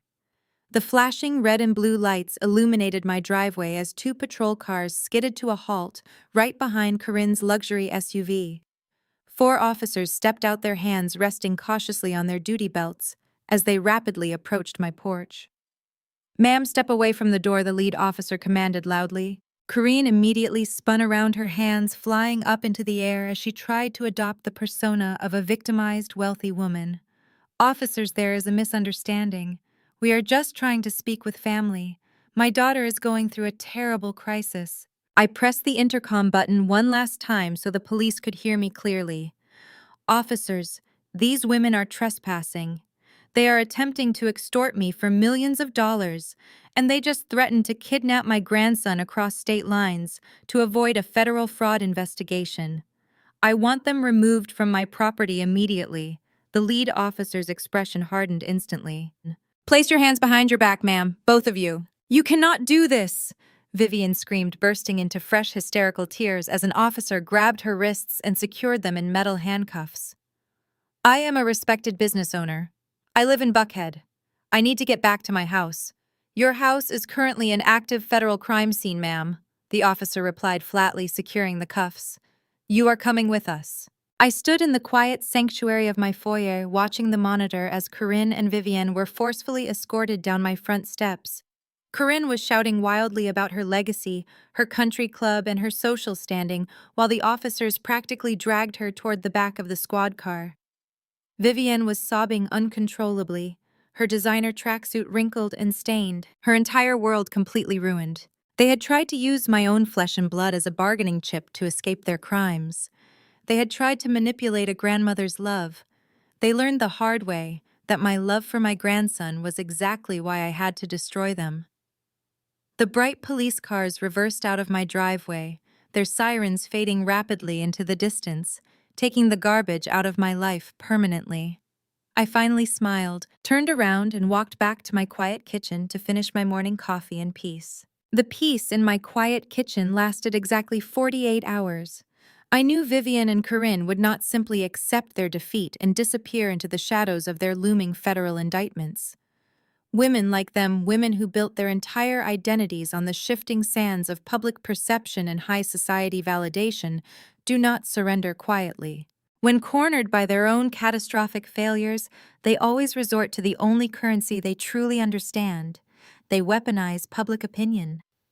Vivian was released on bail late Wednesday evening. Her passports were confiscated, her bank accounts remained frozen by federal auditors, and her luxury estate was actively being processed for foreclosure. She had absolutely nothing left except her smartphone and her thousands of loyal social media followers, so she used them. On Thursday morning, my iPad chimed with a notification. It was a message from my attorney, Darius. He had sent me a link to a video Vivian had just posted on her Instagram and Facebook accounts. I tapped the screen and watched the desperate, highly orchestrated performance unfold. Vivian sat on the floor of what looked like a sterile, dimly lit motel room. She had deliberately removed all her makeup, allowing the dark circles under her eyes to feature prominently. She wore an oversized faded gray sweatshirt, completely abandoning her usual designer aesthetic to play the role of a devastated, destitute mother. She held her sleeping infant son against her chest, using my grandson as a visual prop to maximize the emotional manipulation of her audience. I never thought I would have to make a video like this. Vivian began staring directly into the camera lens with perfectly rehearsed vulnerability. A single dramatic tear rolled down her cheek. But I am a mother, and a mother will do absolutely anything to protect her child from monsters, even if that monster is family. She sniffed loudly, wiping her eyes before continuing her masterclass in deception. She completely omitted the federal marshals. She omitted the $4 million fraud. She omitted the fact that she had forged her husband's signature to illegally mortgage their estate. Instead, she spun a completely fabricated narrative of targeted victimhood. My husband's mother, Beatrice, has always hated me. Vivian sobbed to the camera, clutching the baby tighter. She is a deeply toxic, mentally unstable woman who despises me because I come from a good family. She has spent years trying to destroy my marriage out of pure, vicious jealousy. And now, she has crossed a line that I cannot forgive. She is hoarding my son's inheritance out of spite.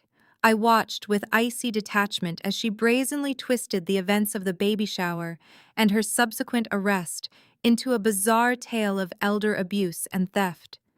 She told her followers that I had tricked her, that I had hidden a $10 million trust fund in a trash can just to humiliate her, and I had paid off the local police to falsely arrest her when she simply went to my house to ask for her baby's money.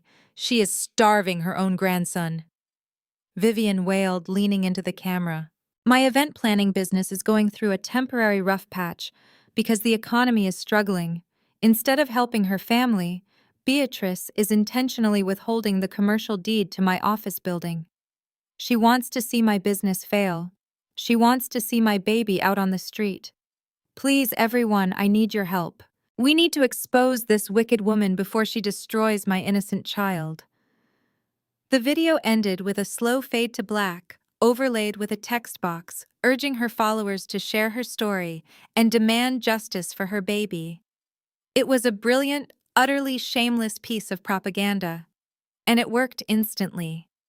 Within 2 hours, the video went completely viral across the Atlanta Black elite social circles. It was shared thousands of times by sorority sisters, country club wives, and luxury influencers who had no idea they were championing a federal criminal. They devoured the drama entirely, ignoring the logical gaps in her story. They did not ask why a supposedly wealthy event planner suddenly needed help. They did not question why a successful business owner needed her working-class mother-in-law to save her from eviction. They simply saw a crying mother and immediately sharpened their pitchforks. My phone began to ring incessantly. I received hateful text messages from distant relatives who had seen the video. My email inbox flooded with vitriol from strangers.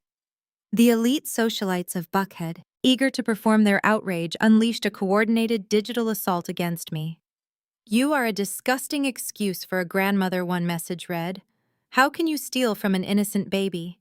You belong in an asylum.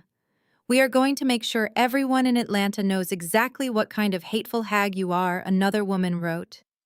"Give Vivian her building back, you jealous old witch." They mobilized rapidly, forming a digital lynch mob. Corinne, operating behind the scenes, began leaking my personal contact information to her wealthy friends. She directed them to attack my character, hoping the public pressure would break my resolve and force me to hand over the assets. They wanted to shame me into submission, but they severely underestimated who they were dealing with. I did not build a subterranean real estate empire by caving to the loud, meaningless opinions of superficial people. I did not survive the grueling climb from tailor to commercial landlord by worrying about what a pack of designer-clad gossips thought of my character. Their harassment quickly escalated from personal insults to targeted business attacks. Vivian's supporters decided they were going to ruin my livelihood. Because I kept my commercial real estate holdings strictly hidden behind anonymous limited liability companies, they did not know exactly which buildings I owned. They only knew I had spent decades working as an elite tailor and seamstress, so they attacked my former profession. They flooded local tailor shops and boutique alteration businesses with negative reviews, blindly trying to hit my income source. They posted my photograph in high society Facebook groups, warning every wealthy woman in Georgia to boycott my services. They proudly declared that they were bankrupting the toxic mother-in-law. I sat at my kitchen island, sipping my coffee, watching their chaotic, misdirected crusade unfold on my tablet screen. They were fiercely boycotting businesses I had not worked for in 20 years. They were leaving one-star reviews for innocent seamstresses across the city, entirely unaware that the woman they were trying to bankrupt was currently collecting rent checks from the very luxury boutiques where they purchased their protest outfits. The sheer irony was delicious. They were attempting to financially ruin a woman whose net worth rivaled the combined wealth of their entire country club membership roster. Darius called me right as the digital storm reached its peak. The young, sharp corporate lawyer sounded incredibly frustrated by the sheer volume of lies Vivian was spreading. He had been monitoring the social media fallout closely. "Beatrice, this is getting completely out of hand," Darius said, his voice tight with professional concern. "Vivian has successfully manipulated half the city into believing you are a deranged thief holding a baby's money hostage. The video has over 200,000 views. So, people are actually setting up crowdfunding pages to help her fight you in court. They are donating money to a woman facing federal fraud charges. Let them donate, Darius first replied calmly, scrolling past another hateful comment calling me a monster. A fool and his money are easily parted. Vivian is just fleecing her friends before the government freezes those accounts too. It is spectacular to watch. We should release a statement, Darius urged. We should leak the federal warrant. We can prove she forged Jamal's signature. If we show the public the bank audits, this entire victim narrative collapses instantly. We have to defend your reputation. My reputation does not require defending against a mob of easily manipulated socialites, I told him firmly. Releasing statements only validates her desperate need for attention. When you wrestle with a pig, you both get dirty, but the pig likes it. I refuse to get into the mud with Vivian. But they are attacking you relentlessly, Darius pressed. They are trying to destroy you. They are swinging wildly at a ghost. I corrected him smoothly, taking another slow, satisfying sip of my dark roast coffee. They do not know where I live. They do not know what I actually own. Let them exhaust themselves screaming into the digital void. This entirely fabricated social media war is merely a pathetic distraction designed to divert attention from her impending federal trial. Do not let her dictate our timeline or our strategic legal maneuvers. Just document every single lie she posts online today. We will drop the dirt back in exactly when we are ready to bury her completely. Trust my process, Darius. The digital onslaught raged for another 24 hours. My face was plastered across countless social media feeds, accompanied by increasingly unhinged accusations from Vivian's loyal army of high society sycophants. They accused me of everything from elder abuse to witchcraft, their collective hysteria fueling a self-sustaining fire of righteous indignation. I simply turned off my notifications, poured myself another cup of coffee, and went back to tending my hydrangeas. I had weathered far worse storms than a bunch of angry women typing frantically on their smartphones. I knew the truth, and I knew that truth was backed by $10 million in liquid assets and an ironclad commercial deed. At precisely noon on Friday, a sleek black Mercedes sedan pulled into my driveway. I watched through the kitchen window as my son Jamal stepped out. He did not look like the confident, arrogant wealth management director who had attended the Astor Ballroom baby shower. He looked like a man who had not slept in days, a man carrying the crushing weight of impending federal indictments and public disgrace. His suit jacket was wrinkled, his tie was loose, and he moved with a slow, defeated shuffle. I unlocked the security screen and opened the heavy oak door before he could even ring the bell. I did not greet him with a hug or a smile. I simply stood aside, allowing him to step into the cool sanctuary of my foyer. Mom, Jamal started, his voice cracking immediately. His eyes were red-rimmed, and he looked incredibly frail, standing in the hallway of the home where he grew up. I am so sorry to just show up like this, but I had to see you. I have to talk to you. I led him into the kitchen and gestured toward one of the bar stools. I did not offer him coffee or tea. I sat on the opposite side of the granite island, maintaining a physical and emotional distance that clearly unnerved him. "What do you want, Jamal?" I asked, my voice calm but completely devoid of warmth. "Have you come to apologize for your wife's viral video calling me a deranged thief? Or have you come to ask for a bailout because the federal auditors have frozen your bank accounts?" He flinched, running a trembling hand over his face. "I am so sorry about the video, Mom. Vivian is just... she is panicking. The feds took her passport. They are putting a lien on the house. She feels cornered and she lashes out when she feels cornered. She just wants her business back so she can try to fix this mess." "She is a criminal, Jamal," I corrected him sharply. "She forged your signature, stole $4 million, and ran a massive Ponzi scheme. She does not need her business back. She needs a good defense attorney. And frankly, so do you." I know, he groaned, resting his elbows on the counter and dropping his head into his hands. "My firm suspended me pending the federal investigation. If they find out Vivian forged my name on those loans, they will disbar me. I am going to lose my entire career. I am going to lose everything I have worked for." I watched him quietly, feeling a profound sense of disappointment. He was sitting in my kitchen facing total annihilation, and he still refused to acknowledge his own complicity in the disaster. He was still trying to excuse his wife's abhorrent behavior. "Mom, please. He begged, looking up at me with tears pooling in his eyes. The public humiliation is destroying us. Our friends are turning on us. The country club suspended our membership. If you just give Vivian the deed to the commercial building, she can leverage it for a bridge loan. She can pay back the stolen money before the federal prosecutor files formal charges. You can make this all go away. Just give us the deed and we will delete the video. We will issue a public apology. You can see the baby whenever you want. The absolute audacity of his request hung in the air between us. He was not asking for forgiveness. He was negotiating a ransom. He was asking me to reward his wife's criminality with a multi-million-dollar real estate asset just to save his fragile ego from public embarrassment. I let out a slow, deeply tired sigh.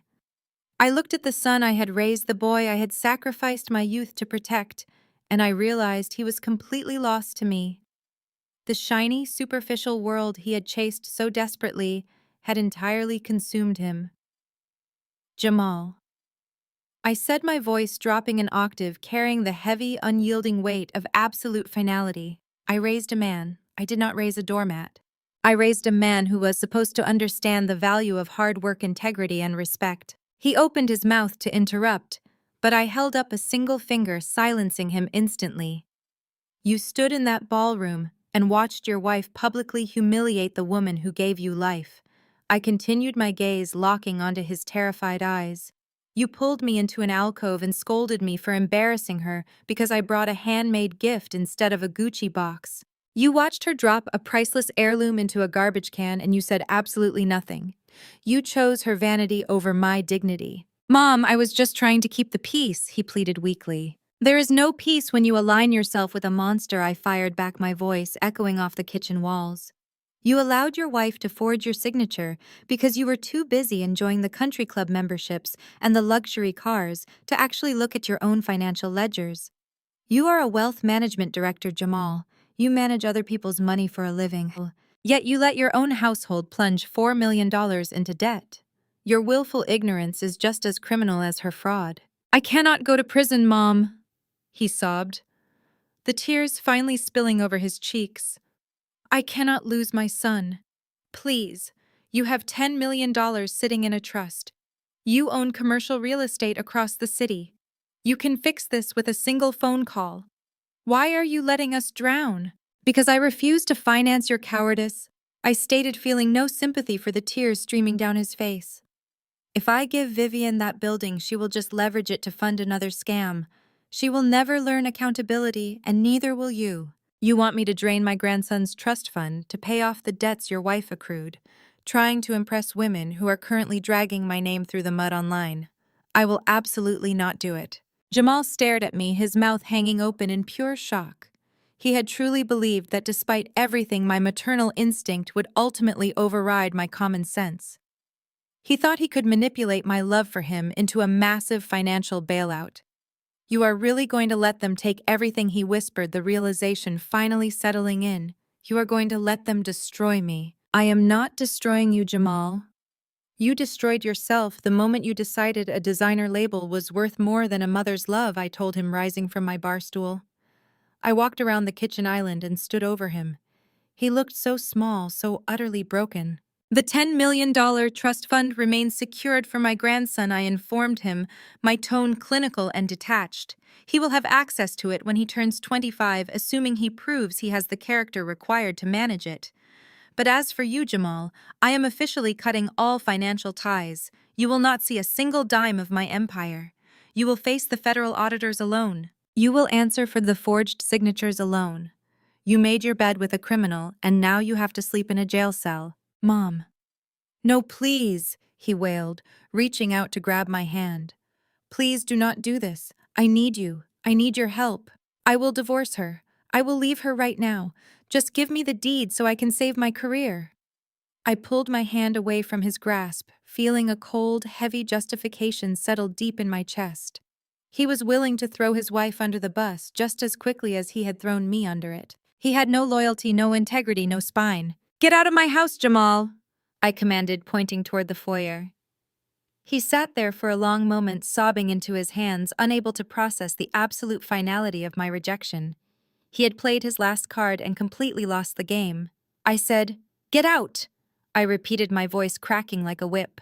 Jamal slowly stood up, his shoulders slumped in total defeat. He did not look at me again. He turned and shuffled down the hallway, the sound of his ragged breathing echoing through the quiet house. I followed him to the door, watching as he stepped out onto the porch. I closed the heavy oak door behind him, throwing the deadbolt with a loud, satisfying click. I had officially severed the dead weight from my life. The storm was currently annihilating his fake, fraudulent existence, and I was perfectly safe inside my fortress, completely unbothered by the rain. Section 9. Exactly 1,500 words. The rain actually began to fall later that evening, washing the thick humidity from the Atlanta air. I was sitting quietly in my private study reviewing the quarterly earnings reports for my commercial properties when a sleek silver Aston Martin glided silently onto my paved driveway. I recognized the luxury vehicle immediately. It belonged to Darius, my son-in-law. Darius was married to my daughter Maya, and he was a senior partner at one of the most ruthless and respected corporate law firms in the state of Georgia. Unlike Jamal, Darius had earned every single dime he possessed through sheer brilliance and unyielding determination. He possessed a lethal intellect and a complete intolerance for foolishness. From the very first day he met Vivian, Darius had seen right through her high society masquerade. He recognized the hollow, narcissistic core beneath her designer silk dresses and perfectly blown-out hair. He never engaged in her petty social games, and he actively despised her mother, Corinne. I unlocked the front door and let him inside. Darius did not waste time with pleasantries. He was dressed in a sharp, bespoke navy suit, carrying a thick leather-bound briefcase. His expression was grim, serious, and highly focused. "Good evening, Beatrice," he said, stepping into the foyer and wiping a few stray drops of rain from his broad shoulders. "I apologize for the late hour, but we have a severe problem and it requires your immediate attention." I led him into my study and poured him a glass of aged scotch. He set his heavy briefcase on my polished mahogany desk and snapped the brass locks open with a sharp, decisive click. "I have been running my own independent investigation into Vivian's company ever since the federal marshals raided Jamal's estate," Darius explained, pulling out a massive stack of financial documents, bank statements, and printed emails. Maya was worried about her brother, so I utilized a few of my forensic accounting contacts to dig deeply into Vivian's corporate ledgers. What I found goes far beyond a simple Ponzi scheme or bad business management. I leaned forward, studying the intricate spreadsheets and bank records he spread across my desk. "What exactly did you find, Darius?" "Vivian is not just $4 million in debt because of lavish spending or failing to secure lucrative event contracts," he stated, tapping a manicured finger against a series of highlighted bank transfers. "She has been systematically funneling massive amounts of corporate capital to a man named Marcus Vance. He is an ex-lover from her college days at Spelman. Marcus is a disgraced stockbroker who lost his license for embezzlement 5 years ago." I stared at the staggering numbers printed on the crisp white paper. Hundreds of thousands of dollars were wired directly to offshore accounts under Marcus's name. "Why is she paying a disgraced ex-lover?" I asked, my voice deadly calm, as the pieces of the puzzle began to snap together. "Because Marcus knows the absolute truth about the pristine legacy her mother constantly boasts about," Darius replied, a predatory shark-like smile touching his lips. "Corinne and Vivian built their entire social standing on a massive, unforgivable lie. 10 years ago, Corinne's husband did not die of a sudden heart attack, as they told everyone in Buckhead. He committed suicide after getting caught running an illegal gambling ring. Marcus helped them hide the remaining assets and launder the dirty money so Corinne and Vivian could maintain their high society status without missing a beat. Marcus has been relentlessly blackmailing Vivian for years. He threatened to expose their fraudulent criminal history to the black elite and ruin their precious reputation forever. So Vivian used Jamal's forged signature to secure massive business loans, and she wired that stolen money directly to Marcus to keep his mouth shut. The absolute depravity of her actions was breathtaking. She had destroyed my son's life, risked my infant grandson's future, and committed egregious federal fraud, all to prevent the wealthy women at her country club from finding out her family was built on a dirty gambling scandal. She was willing to burn her entire household to the ground just to protect a fake legacy. Jamal is a blind fool, I said coldly, looking at the undeniable concrete proof of his wife's treachery. He let this toxic woman hollow out his entire existence. Jamal is a casualty, Darius agreed, taking a slow sip of his scotch. But I am not stepping in to save Jamal. I am here because Vivian's impending federal indictment is going to drag our entire family name through the mud. Maya is furious, and I will absolutely not allow my wife's pristine professional reputation to be tarnished by association with Corinne's criminal enterprise. Furthermore, I absolutely loathe Vivian. I have waited years to watch her fall off her unearned pedestal. I want to be the one who violently kicks the legs out from under her. I looked at Darius, deeply admiring the cold, calculating precision shining in his dark eyes. He was exactly the kind of man I respected. He did not operate on messy emotions. He operated on leverage evidence and strategic execution. We share a mutual goal, Darius, I told him, closing the thick dossier and folding my hands together. Vivian and Corinne need to be entirely dismantled. They need to be stripped of every single illusion they cling to. The federal government will eventually take their freedom, but I want to take their dignity first. I want to execute their social standing so publicly and so brutally that they can never show their faces in Atlanta again. Darius's smile widened into something genuinely terrifying. Then you will love the second piece of information I brought you tonight. He reached into the inner pocket of his tailored jacket and pulled out a heavy gold-embossed envelope.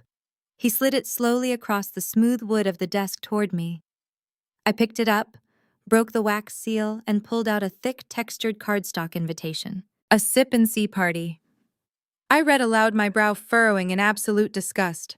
Despite having her passport seized and facing active federal audits, Vivian is still entirely obsessed with appearances, Darius explained, shaking his head at the sheer insanity of her priorities.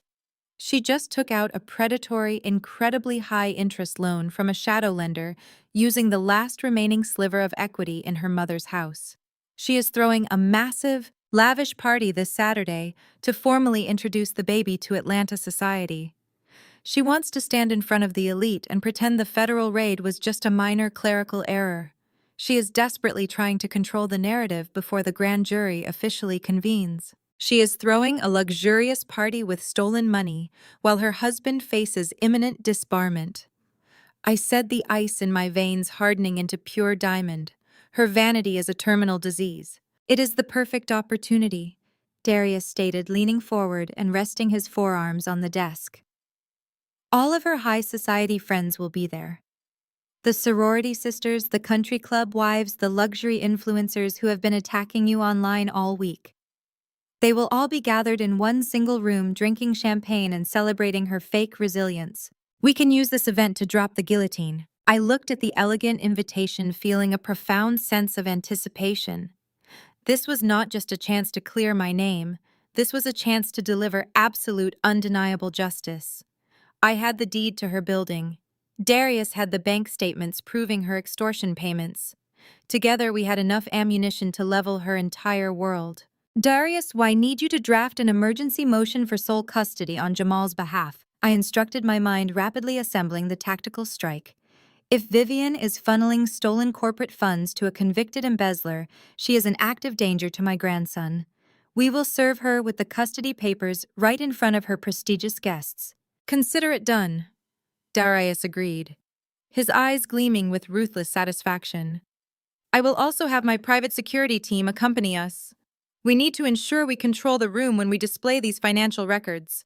I have a contact at the audiovisual company handling the event production. I can easily bypass their system and project Marcus's bank transfers onto the main screens during her welcoming speech. We spent the next 3 hours meticulously planning every single detail of our covert alliance. We reviewed the financial ledgers, highlighted the most damning transactions, and prepared the legal notices for immediate execution. We were not just going to confront her. We were going to orchestrate a flawless, inescapable public execution of her character. As the grandfather clock chimed midnight, Darius packed his briefcase and stood up to leave. The rain had stopped, leaving the night air cool and crisp. "Are you ready for this, Beatrice?" he asked, pausing at the front door. Section 10. Exactly 1,500 words. "I am more than ready, Darius," I answered, meeting his gaze with absolute certainty. "I have been ready since the moment she dropped that mahogany box into the garbage. Have your security team at my house by 6 o'clock on Saturday evening. We will not be late to this spectacle." Darius nodded sharply, turning his collar up against the damp night air. He walked down the steps to his silver Aston Martin, the engine purring to life, before he glided out of my driveway. I locked the front door behind him and walked back to my study. The blueprints for the execution were finalized. Now it was just a matter of waiting for the curtain to rise on Vivian's final desperate act. The days leading up to Saturday passed in a focused blur of intense, calculated anticipation. I spent hours reviewing the financial dossiers Darius had meticulously compiled, making absolutely certain every single undeniable fact was firmly locked in my mind. I did not check social media. I did not engage with any further panicked messages from Jamal, who continued to text me begging for a financial rescue that would never come. His desperate pleas for mercy fell on deaf ears. My mind was entirely focused on the impending confrontation. I selected my wardrobe for the evening with surgical precision. I chose a tailored suit in deep, commanding burgundy, crafted from a heavy silk wool blend. It was elegant, powerful, and entirely unbranded. I paired it with the very first string of pearls I had ever purchased, a reminder of my own enduring legacy and the decades of hard work that built my empire. Saturday evening arrived, bringing with it the stifling, oppressive summer heat that Atlanta was famous for. The heavy air felt charged with an electric tension. Darius arrived at my estate exactly at 6 o'clock, flanked by two towering, broad-shouldered private security guards dressed in immaculate black suits. We climbed into the back of Darius's tinted luxury SUV and headed toward the venue. Vivian had selected a sprawling historic mansion in the heart of Buckhead, a property frequently rented out for elite society events. As we pulled up to the curb, I could see the grotesque display of borrowed wealth spilling out onto the manicured lawns. Valets rushed to park luxury vehicles, while waiters circulated with trays of crystal champagne flutes. Darius looked at his tablet, shaking his head in sheer disbelief. She leveraged the last drops of equity in Corinne's suburban home to secure a loan from a predatory shadow lender with a 30% interest rate, he muttered, scrolling through the financial intercepts his contacts had provided. She spent over $80,000 on this single evening. Look at the floral arrangements. Beatrice, those are imported orchids. She is facing federal prison and she is buying imported orchids. It is a sickness, I replied coldly, observing the chaotic vanity from the tinted window of the SUV. She believes that if she throws enough money at the illusion, reality will simply cease to exist. She is about to learn a very hard lesson in economics. The party was officially billed as an elegant sip and see, a lavish post-birth celebration meant to formally introduce the baby to their highly exclusive social circle. In reality, it was a desperate, transparent attempt to maintain her grip on her high society status. She had invited every influential woman who had participated in the digital smear campaign against me. They were all there, wearing their designer gowns, sipping expensive liquor, and congratulating Vivian on her supposed resilience. We remained in the SUV for 45 minutes, waiting for the perfect moment to strike. Darius was in constant communication with his contact inside the audio-visual booth. The technician had successfully bypassed the main presentation system, preparing to hijack the massive digital screens flanking the ballroom stage. Everything was in place. We just needed Vivian to take the microphone. My infant grandson, the very child this entire fraudulent spectacle was supposedly honoring, was entirely absent from the main festivities. Through the large glass windows, I could see that the baby was being paraded around briefly by a hired nanny in a crisp white uniform, before being quickly whisked away to a quiet back room so Vivian could focus entirely on networking and posing for the hired photographers. She was using my grandson as a prop, a human accessory to validate her victim narrative. She is approaching the stage, Darius announced, tapping the earpiece hidden in his ear. The AV tech says she is preparing to give her welcome speech. It is time, I said, reaching for the door handle. We stepped out of the vehicle into the warm evening air. The two heavily armed private security guards flanked us instantly, their imposing physical presence demanding immediate respect from anyone watching as we approached the grand sweeping entrance of the mansion. The exterior event staff took one look at our procession and wisely chose not to ask for invitations. We bypassed the greeting table and stopped just outside the heavy, intricately carved double doors leading into the main ballroom. Inside, the loud chatter of the crowd quieted down as Vivian tapped the microphone. The amplified sound echoed through the massive, echoing space. I stood perfectly still, listening to her syrupy, artificially sweet voice through the thick wooden doors. "Thank you all so much for coming tonight," Vivian began, her voice quivering with expertly manufactured emotion. "I cannot express how much your support has meant to my family during this incredibly challenging season." I could practically hear her dabbing her eyes with a lace handkerchief. "As a mother, you learn very quickly that you have to make profound sacrifices," she continued, leaning heavily into the victim role. "You learn that family loyalty is not just a phrase, it is a battleground. Over the past few weeks, my husband and I have faced unimaginable cruelty from people who were supposed to protect us. We have been attacked by toxic, vindictive individuals who want nothing more than to see us fail." A sympathetic murmur rose from the crowd of elite socialites. They were eating it up, completely captivated by her performance. "But I look around this incredibly beautiful room tonight, and I realize that blood does not make you family," Vivian declared, raising her chin bravely as a singular tear rolled down her perfectly contoured cheek. "You are my family. You are the strong, powerful, beautiful women who stepped up to defend my innocent baby when his own grandmother tried to steal his future. We will not be broken by jealousy or hatred. We will stand tall, we will protect our legacy, and we will continue to thrive. Thank you for standing with me against the darkness." The ballroom erupted into thunderous, enthusiastic applause. The country club wives and sorority sisters were cheering wildly, completely intoxicated by her fraudulent tale of maternal sacrifice and triumph over adversity. They were celebrating a woman who was actively stealing from them, a woman who had forged documents and funneled millions to a disgraced criminal. I looked at Darius. He gave me a sharp predator's nod. Now I commanded. The two private security guards stepped forward and grabbed the brass handles of the heavy double doors. With a powerful, synchronized push, they thrust the doors wide open.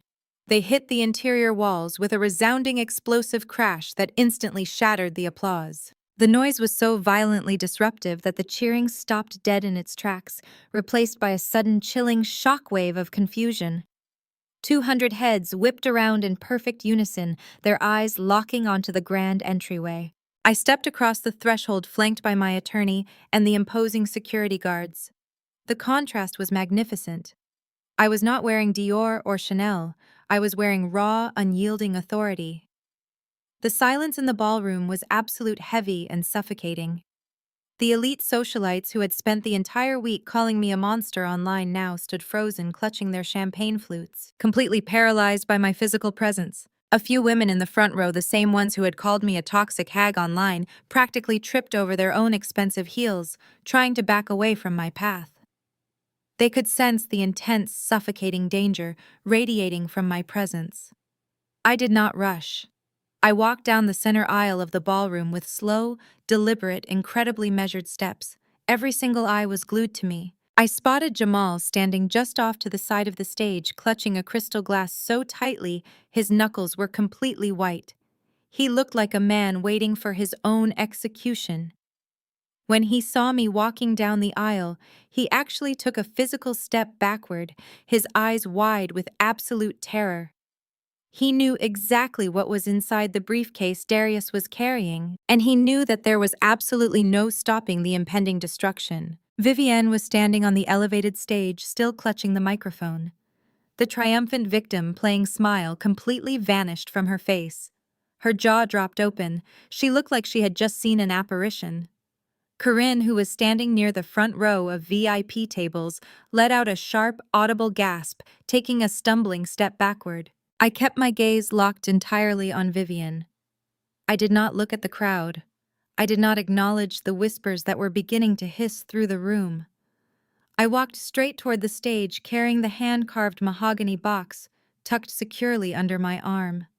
It was the exact same box she had callously thrown away. The guillotine was raised, the blade was sharpened, and the entire audience was about to witness the most spectacular execution in Atlanta history. I am more than ready to show them what true power looks like when it is unleashed.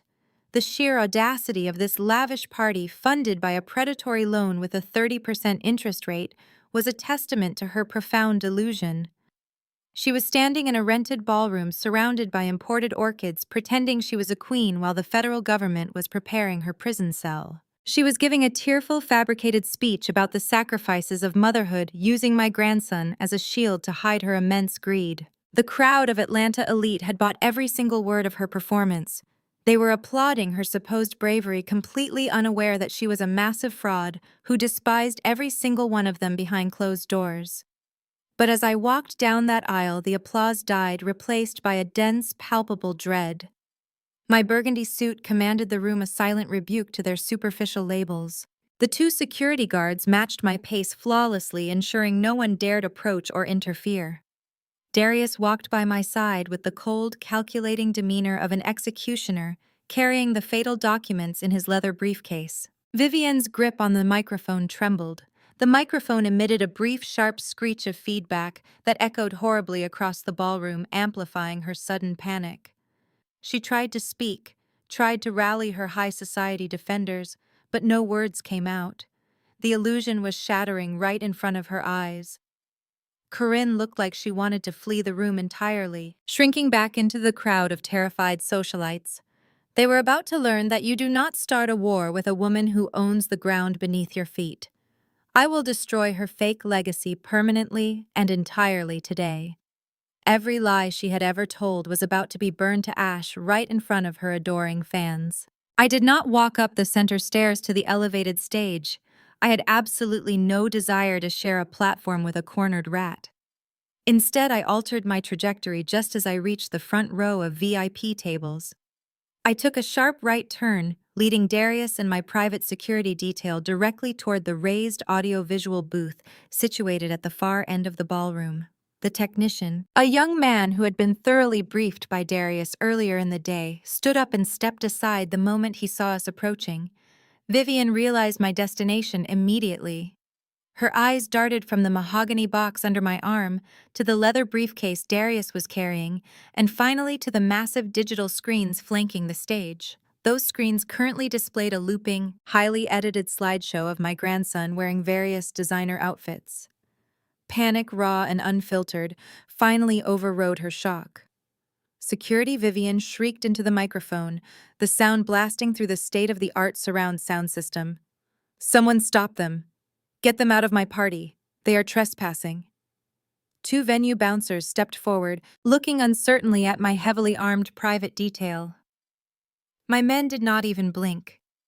They simply turned their massive frames, forming an impenetrable wall between the audiovisual booth and the rest of the ballroom.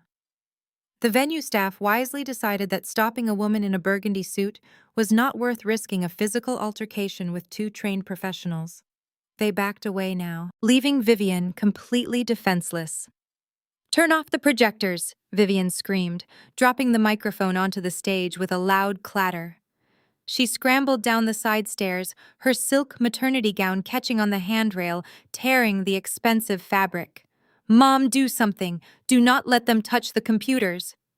Corinne remained absolutely frozen near the front tables. The aggressive matriarch who had pounded on my front door just days ago was now completely paralyzed by the sheer magnitude of the public spectacle. She looked around at the faces of her country club peers, seeing the dawn of suspicion in their eyes. She knew that whatever I was about to do would permanently destroy her carefully curated social standing. Darius stepped smoothly into the audiovisual booth. He set his leather briefcase on the control panel, unclasped the brass locks, and pulled out a small silver flash drive. He did not rush. He moved with the terrifying, deliberate patience of a corporate assassin who knew his target had nowhere left to run. Jamal Vivian yelled wildly, grabbing her husband by his suit jacket.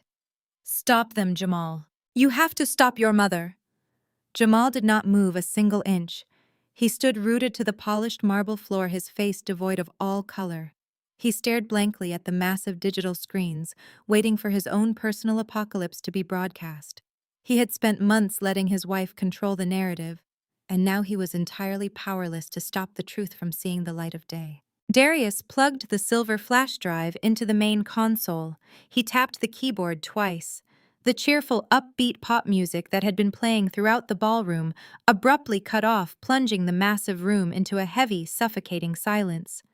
The looping slideshow of my grandson vanished from the dual 15-foot screens. For 3 agonizing seconds, the screens were completely black. Then, the first document appeared. It was not a subtle display. Darius had ensured the images were crystal clear, perfectly illuminated, and impossible to misinterpret. The screens displayed Vivian's official corporate bank statements from the previous 36 months. Every single transaction was visible. Highlighted in bright, glaring red ink was the final balance, negative $4 million. A collective gasp ripped through the audience of Atlanta elite. These were women who spent their lives calculating net worth and analyzing social leverage. They all knew precisely exactly what a massive negative $4 million balance meant. It meant the extravagant floral arrangements they were currently admiring were funded by massive debt. It meant the champagne they were drinking was essentially stolen property. "No," Vivian wailed, covering her face with her hands. "Those are fake. She fabricated those records." "It is a complete lie." Darius tapped the keyboard again. The screens transitioned flawlessly to the next piece of evidence. This time, the display showed a side-by-side comparison. On the left was the second mortgage application for Jamal's luxury estate, along with 3 massive commercial loan documents executed under Vivian's company name. On the right was an official forensic handwriting analysis report. The report clearly detailed how the signature on the loan documents supposedly belonging to Jamal had been blatantly forged. Red circles pinpointed the mismatched pen strokes and the unnatural angles of the lettering. The murmurs rippling through the ballroom rapidly escalated into loud, scandalized conversations. The country club wives began pointing at the screens, their manicured fingers trembling with shock. The sorority sisters who had blindly supported Vivian's online smear campaign now stared at her with expressions of absolute disgust. They were looking at concrete proof of federal bank fraud. They were now looking at a woman who had illegally mortgaged her own husband's future to fund her fake glamorous lifestyle. She forged his name, I heard a prominent judge's wife whisper loudly from the second row. She literally committed felony fraud to pay for this party. Corinne put a hand to her chest, breathing heavily as if she might collapse. She looked around frantically, desperate to find a single friendly face in the crowd, but the women she had spent decades trying to impress were now actively backing away from her. The toxic legacy she had fought so fiercely to protect was unraveling right in front of her eyes, exposed as a hollow criminal sham. But Darius and I had saved the most devastating revelation for last. The financial ruin and the forged signatures were merely the appetizer. It was time to serve the main course. Darius tapped the keyboard one final time. The massive LED screens shifted once more, displaying a highly detailed ledger of international wire transfers. The documents showed hundreds of thousands of dollars funneled from Vivian's failing company into offshore accounts. The recipient's name was printed in bold black letters at the top, Marcus Vance. The reaction was instantaneous. Everyone knew his infamous name, and they knew he was Vivian's former college boyfriend. "She is funneling stolen money to Marcus," someone shouted from the back. The socialites were putting the ugly puzzle pieces together, realizing Vivian was actively paying off a convicted criminal. The false narrative of the devoted mother completely disintegrated, replaced by the reality of a woman systematically stealing from her husband to fund a disgraced ex-lover. The ballroom went dead silent in shock. The crushing weight of the brutal revelations entirely destroyed the party's artificial atmosphere. The expensive imported orchids suddenly looked grotesque. 200 of the most influential people in Georgia were staring at a towering display of federal crimes, extortion, and infidelity. Vivian collapsed onto her knees at the base of the stage. She did not scream or try to desperately defend herself anymore. The absolute overwhelming volume of concrete, irrefutable evidence projected brightly on those massive digital screens had entirely broken her fraudulent spirit. She curled into a small, pathetic ball on the cold marble floor, weeping violently with the sudden, inescapable realization that her luxurious life as a free woman was officially over forever. Jamal finally moved. He took 3 slow, agonizing steps toward the enormous illuminated screen. His utterly devastated eyes locked permanently onto the bold wire transfers bearing Marcus Vance's infamous name. The personal betrayal was absolute and crushing. He had lost his expensive home, his entire savings, and his professional reputation, all because he blindly trusted a selfish woman who was secretly funneling his hard-earned money to her former romantic partner. The profound devastation etched onto my son's face was a permanent, agonizing scar carved deep into his soul by his own willful ignorance.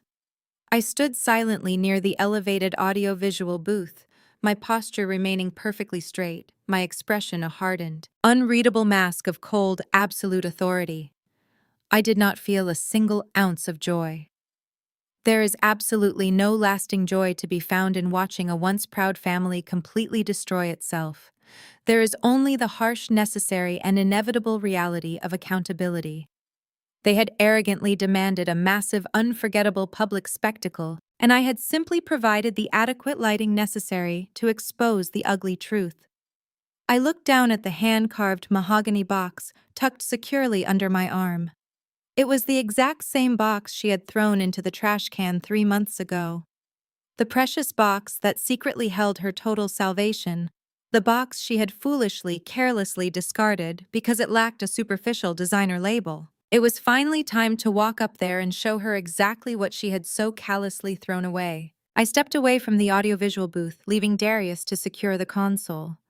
The heavy silence in the ballroom was broken only by the muffled, pathetic sobbing of the woman crumpled at the base of the stage. The 2 security guards immediately fell into step right behind me, their imposing presence ensuring that not a single person in that crowded room dared to breathe too loudly, let alone intervene. I walked down the center aisle for the second time tonight, but the atmosphere had entirely shifted. The initial shock had morphed into a suffocating, terrifying awe. These women, these self-proclaimed queens of Atlanta high society, parted before me like the Red Sea. They pulled their expensive silk gowns tight against their legs, terrified that even brushing against my burgundy suit might somehow entangle them in the massive federal fraud currently projected on the walls. I reached the base of the stage and looked down at Vivian. She was clutching the torn fabric of her maternity gown, her face buried in her hands. She did not look up. She simply cowered on the cold marble floor, entirely defeated by the weight of her own monstrous deception. I did not offer her a hand. I bypassed her completely, placing my sensible shoes on the plush-carpeted steps, and ascended to the elevated platform. I walked directly to the center podium. The microphone was still resting where Vivian had frantically dropped it.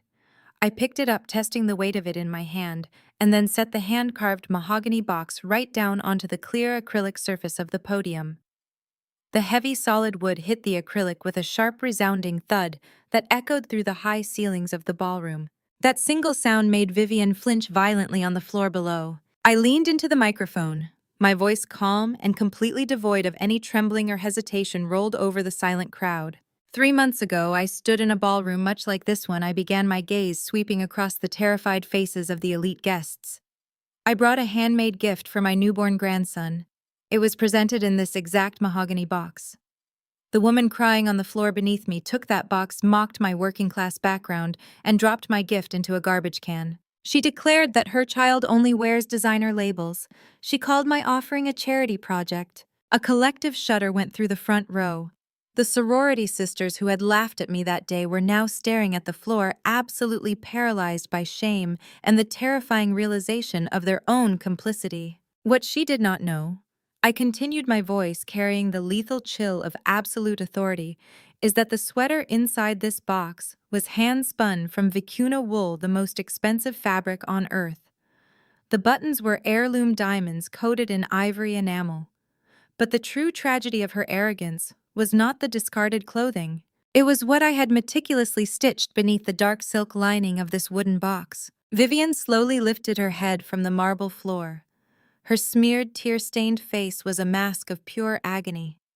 She stared up at the mahogany box on the podium, her bloodshot eyes widening as the horrific realization began to dawn on her. Hidden inside this box was a fully executed, irrevocable $10 million trust fund for my grandson, I announced, projecting the monumental figure perfectly. It was entirely tax-free, locked away from creditors, and guaranteed to secure his financial future forever. And alongside that trust fund was the legal deed to a premium commercial high-rise building in downtown Atlanta. I bought it in cash. I brought it to the baby shower to give my daughter-in-law total financial independence. I wanted to give her the ultimate safety net. Vivienne let out a guttural, agonizing scream. It was the sound of a woman whose soul was being ripped from her body. She clawed at the edge of the stage, her manicured nails scraping uselessly against the wood. She had literally thrown $10 million and a commercial real estate empire into a hotel trash can because it did not feature a Gucci logo. The absolute, staggering magnitude of her profound stupidity was finally crushing her. Corinne stumbled backward into a cocktail table, knocking over a tower of crystal glasses. The glass shattered across the floor, but nobody moved to help her. The matriarch was watching her family's entire legacy disintegrate into toxic ash. But we are no longer dealing with gifts, I stated, my tone hardening into a weapon. We are dealing with consequences. Because I did not just keep the trust fund, I kept the building. And I am the anonymous landlord of the corporate headquarters where Vivienne currently operates her fraudulent event planning company. The ballroom erupted into a frenzy of shocked whispers. Vivienne stopped screaming and simply stared at me, her jaw hanging open in pure, unadulterated horror. She was renting her office space from the woman she had spent months trying to destroy online. She was entirely at my mercy. As the legal owner of that property, I am officially executing an immediate, non-negotiable eviction, I declared, pulling a crisp, formal legal document from the inside pocket of my burgundy suit jacket. I dropped the eviction notice directly onto the mahogany box. Your company has severely violated the morality and criminal conduct clauses of our commercial lease agreement. You have engaged in federal bank fraud, you have forged signatures, and you have funneled corporate assets to a convicted embezzler. You have exactly 24 hours to remove your counterfeit designer furniture from my property before my private security team throws it out onto the sidewalk. Your business is officially dead, Vivienne. Vivienne collapsed back onto the floor, completely unresponsive. Her mind had entirely shut down. She had no office, no company, no money, and federal agents were actively preparing her indictment. There was absolutely zero escape. But the execution was not over. Financial ruin was only the first step in ensuring my grandson was permanently protected from her toxicity. I looked toward the back of the ballroom and nodded. Darius walked down the center aisle, moving with the terrifying, predatory grace of a man who destroys lives for a living.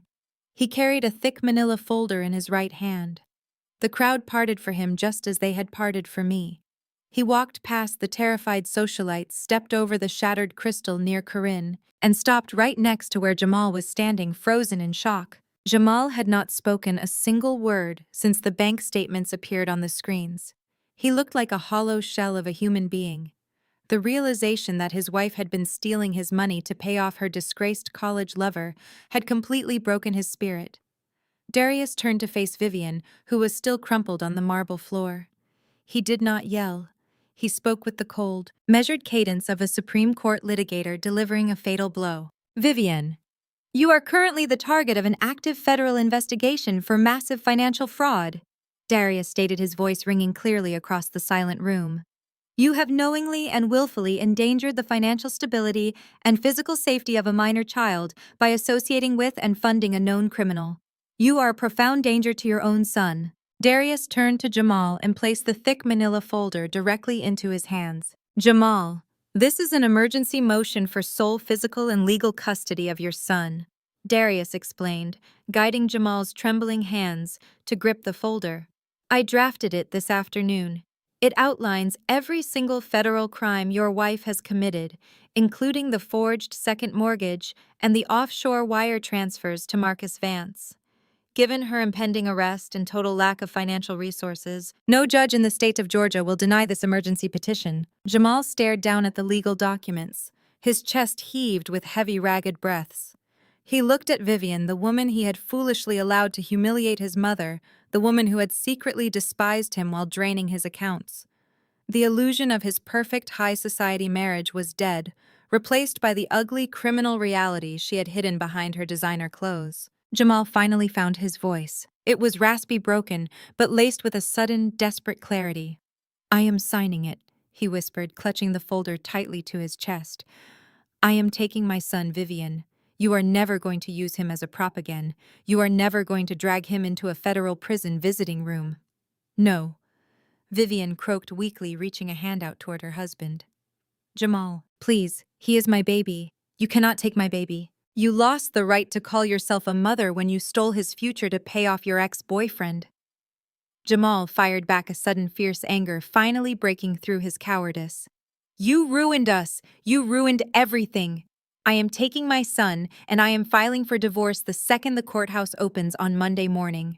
Darius stepped forward and dropped a duplicate copy of the custody motion directly onto Vivian's lap. Consider yourself officially served, he told her coldly. The emergency hearing is scheduled for Tuesday. I highly recommend you spend the weekend finding a criminal defense attorney who accepts pro bono cases because you are going to need one very quickly. The absolute finality of the moment settled over the luxurious ballroom. The trap had sprung flawlessly, catching the predators completely off guard and leaving them with absolutely nothing. Every single lie they had told, every smear campaign they had launched, and every manipulative tactic they had employed had been violently reversed and used to annihilate their entire existence. I stood at the podium, my hand resting gently on the smooth wood of the mahogany box, watching the satisfying destruction of a toxic legacy. I had protected my bloodline, secured my empire, and executed the perfect, undisputed victory. I surveyed the terrified faces of the elite guests one last time. They had come to celebrate a fraud, and instead, they had witnessed an absolute massacre. They would never forget this night, nor would they ever underestimate me again. The message was delivered perfectly. If you try to burn my house down, I will simply buy the land you stand on and evict you into the ashes. The absolute silence in the ballroom broke not with objections, but with the frantic sound of designer heels retreating toward the exit. The spell was completely shattered. The high society women who just minutes ago had been toasting Vivian's fabricated resilience were now fleeing the sinking ship with ruthless efficiency. They did not stop to help Vivian off the cold floor. Within seconds, a mass exodus began. The prominent judge's wife led the charge, marching out the double doors without a backward glance. The sorority sisters followed immediately, their faces pale with the terrifying realization that their digital smear campaign could easily make them targets of the impending federal investigation. They whispered furiously among themselves, erasing Vivian from their social registry in real time. They were deleting her phone number, blocking her accounts, and actively rewriting their histories to claim they never liked her anyway. Corinne watched her entire world evaporate. The wealthy peers she had spent decades manipulating were aggressively abandoning her. She took 2 trembling steps toward a departing country club acquaintance, reaching out a desperate hand. The woman sharply pulled her arm away, giving Corinne a look of such profound disgust that the older woman physically recoiled. Corinne staggered backward, her breath hitching wildly, and collapsed heavily into a gilded Chiavari chair. Her pristine social status, the false legacy she had built on the ashes of a dirty gambling scandal, was permanently annihilated. She was nothing.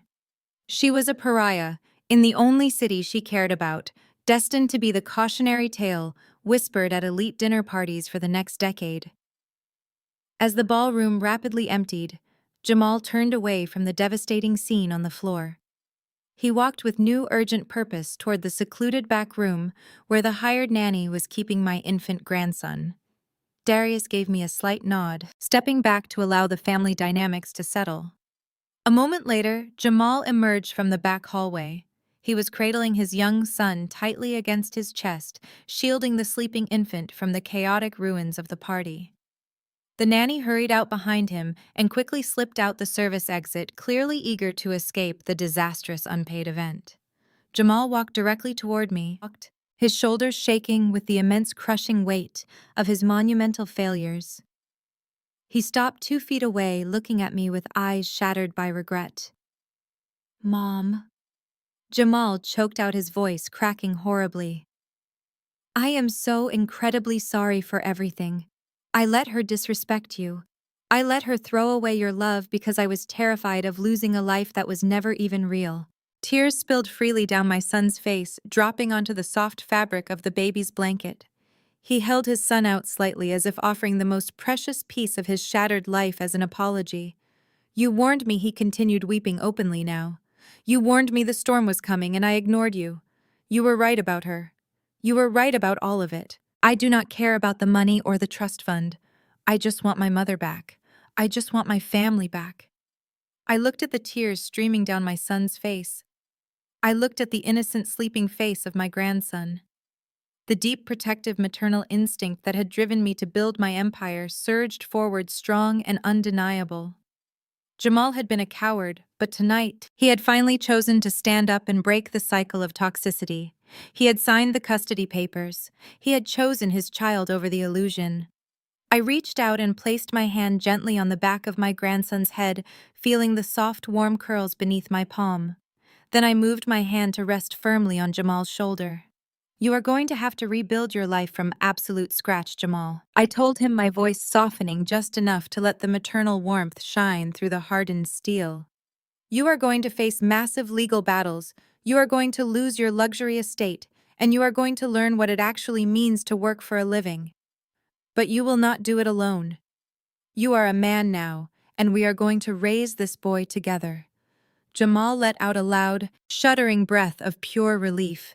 He leaned forward and rested his forehead against my shoulder, sobbing quietly as the heavy burden of his fake life finally washed away. I turned my head to look at Vivian one last time. She was completely alone in the center of the massive, echoing ballroom. The 200 elite guests were entirely gone. The lavish, catered food sat untouched on the perimeter tables. The imported orchids drooped under the harsh lighting. Vivian remained on the floor, staring blankly at the eviction notice and the emergency custody motion resting on the marble beside her. She had sacrificed her marriage, her business, her freedom, and her child, all for the approval of people who ran for the exit the second her bank account ran dry. I felt absolutely no anger toward her anymore. I only felt a cold, distant, and absolute pity. She was a hollow shell of a human being, entirely consumed by the vanity that had ultimately destroyed her. "Let us go home," I said to Jamal. I wrapped my free arm securely around my son and my grandson. Darius fell into step beside us, and the 2 private security guards flanked our exit. We walked out of the ballroom, our footsteps echoing against the marble, leaving the fraudulent wreckage entirely behind us.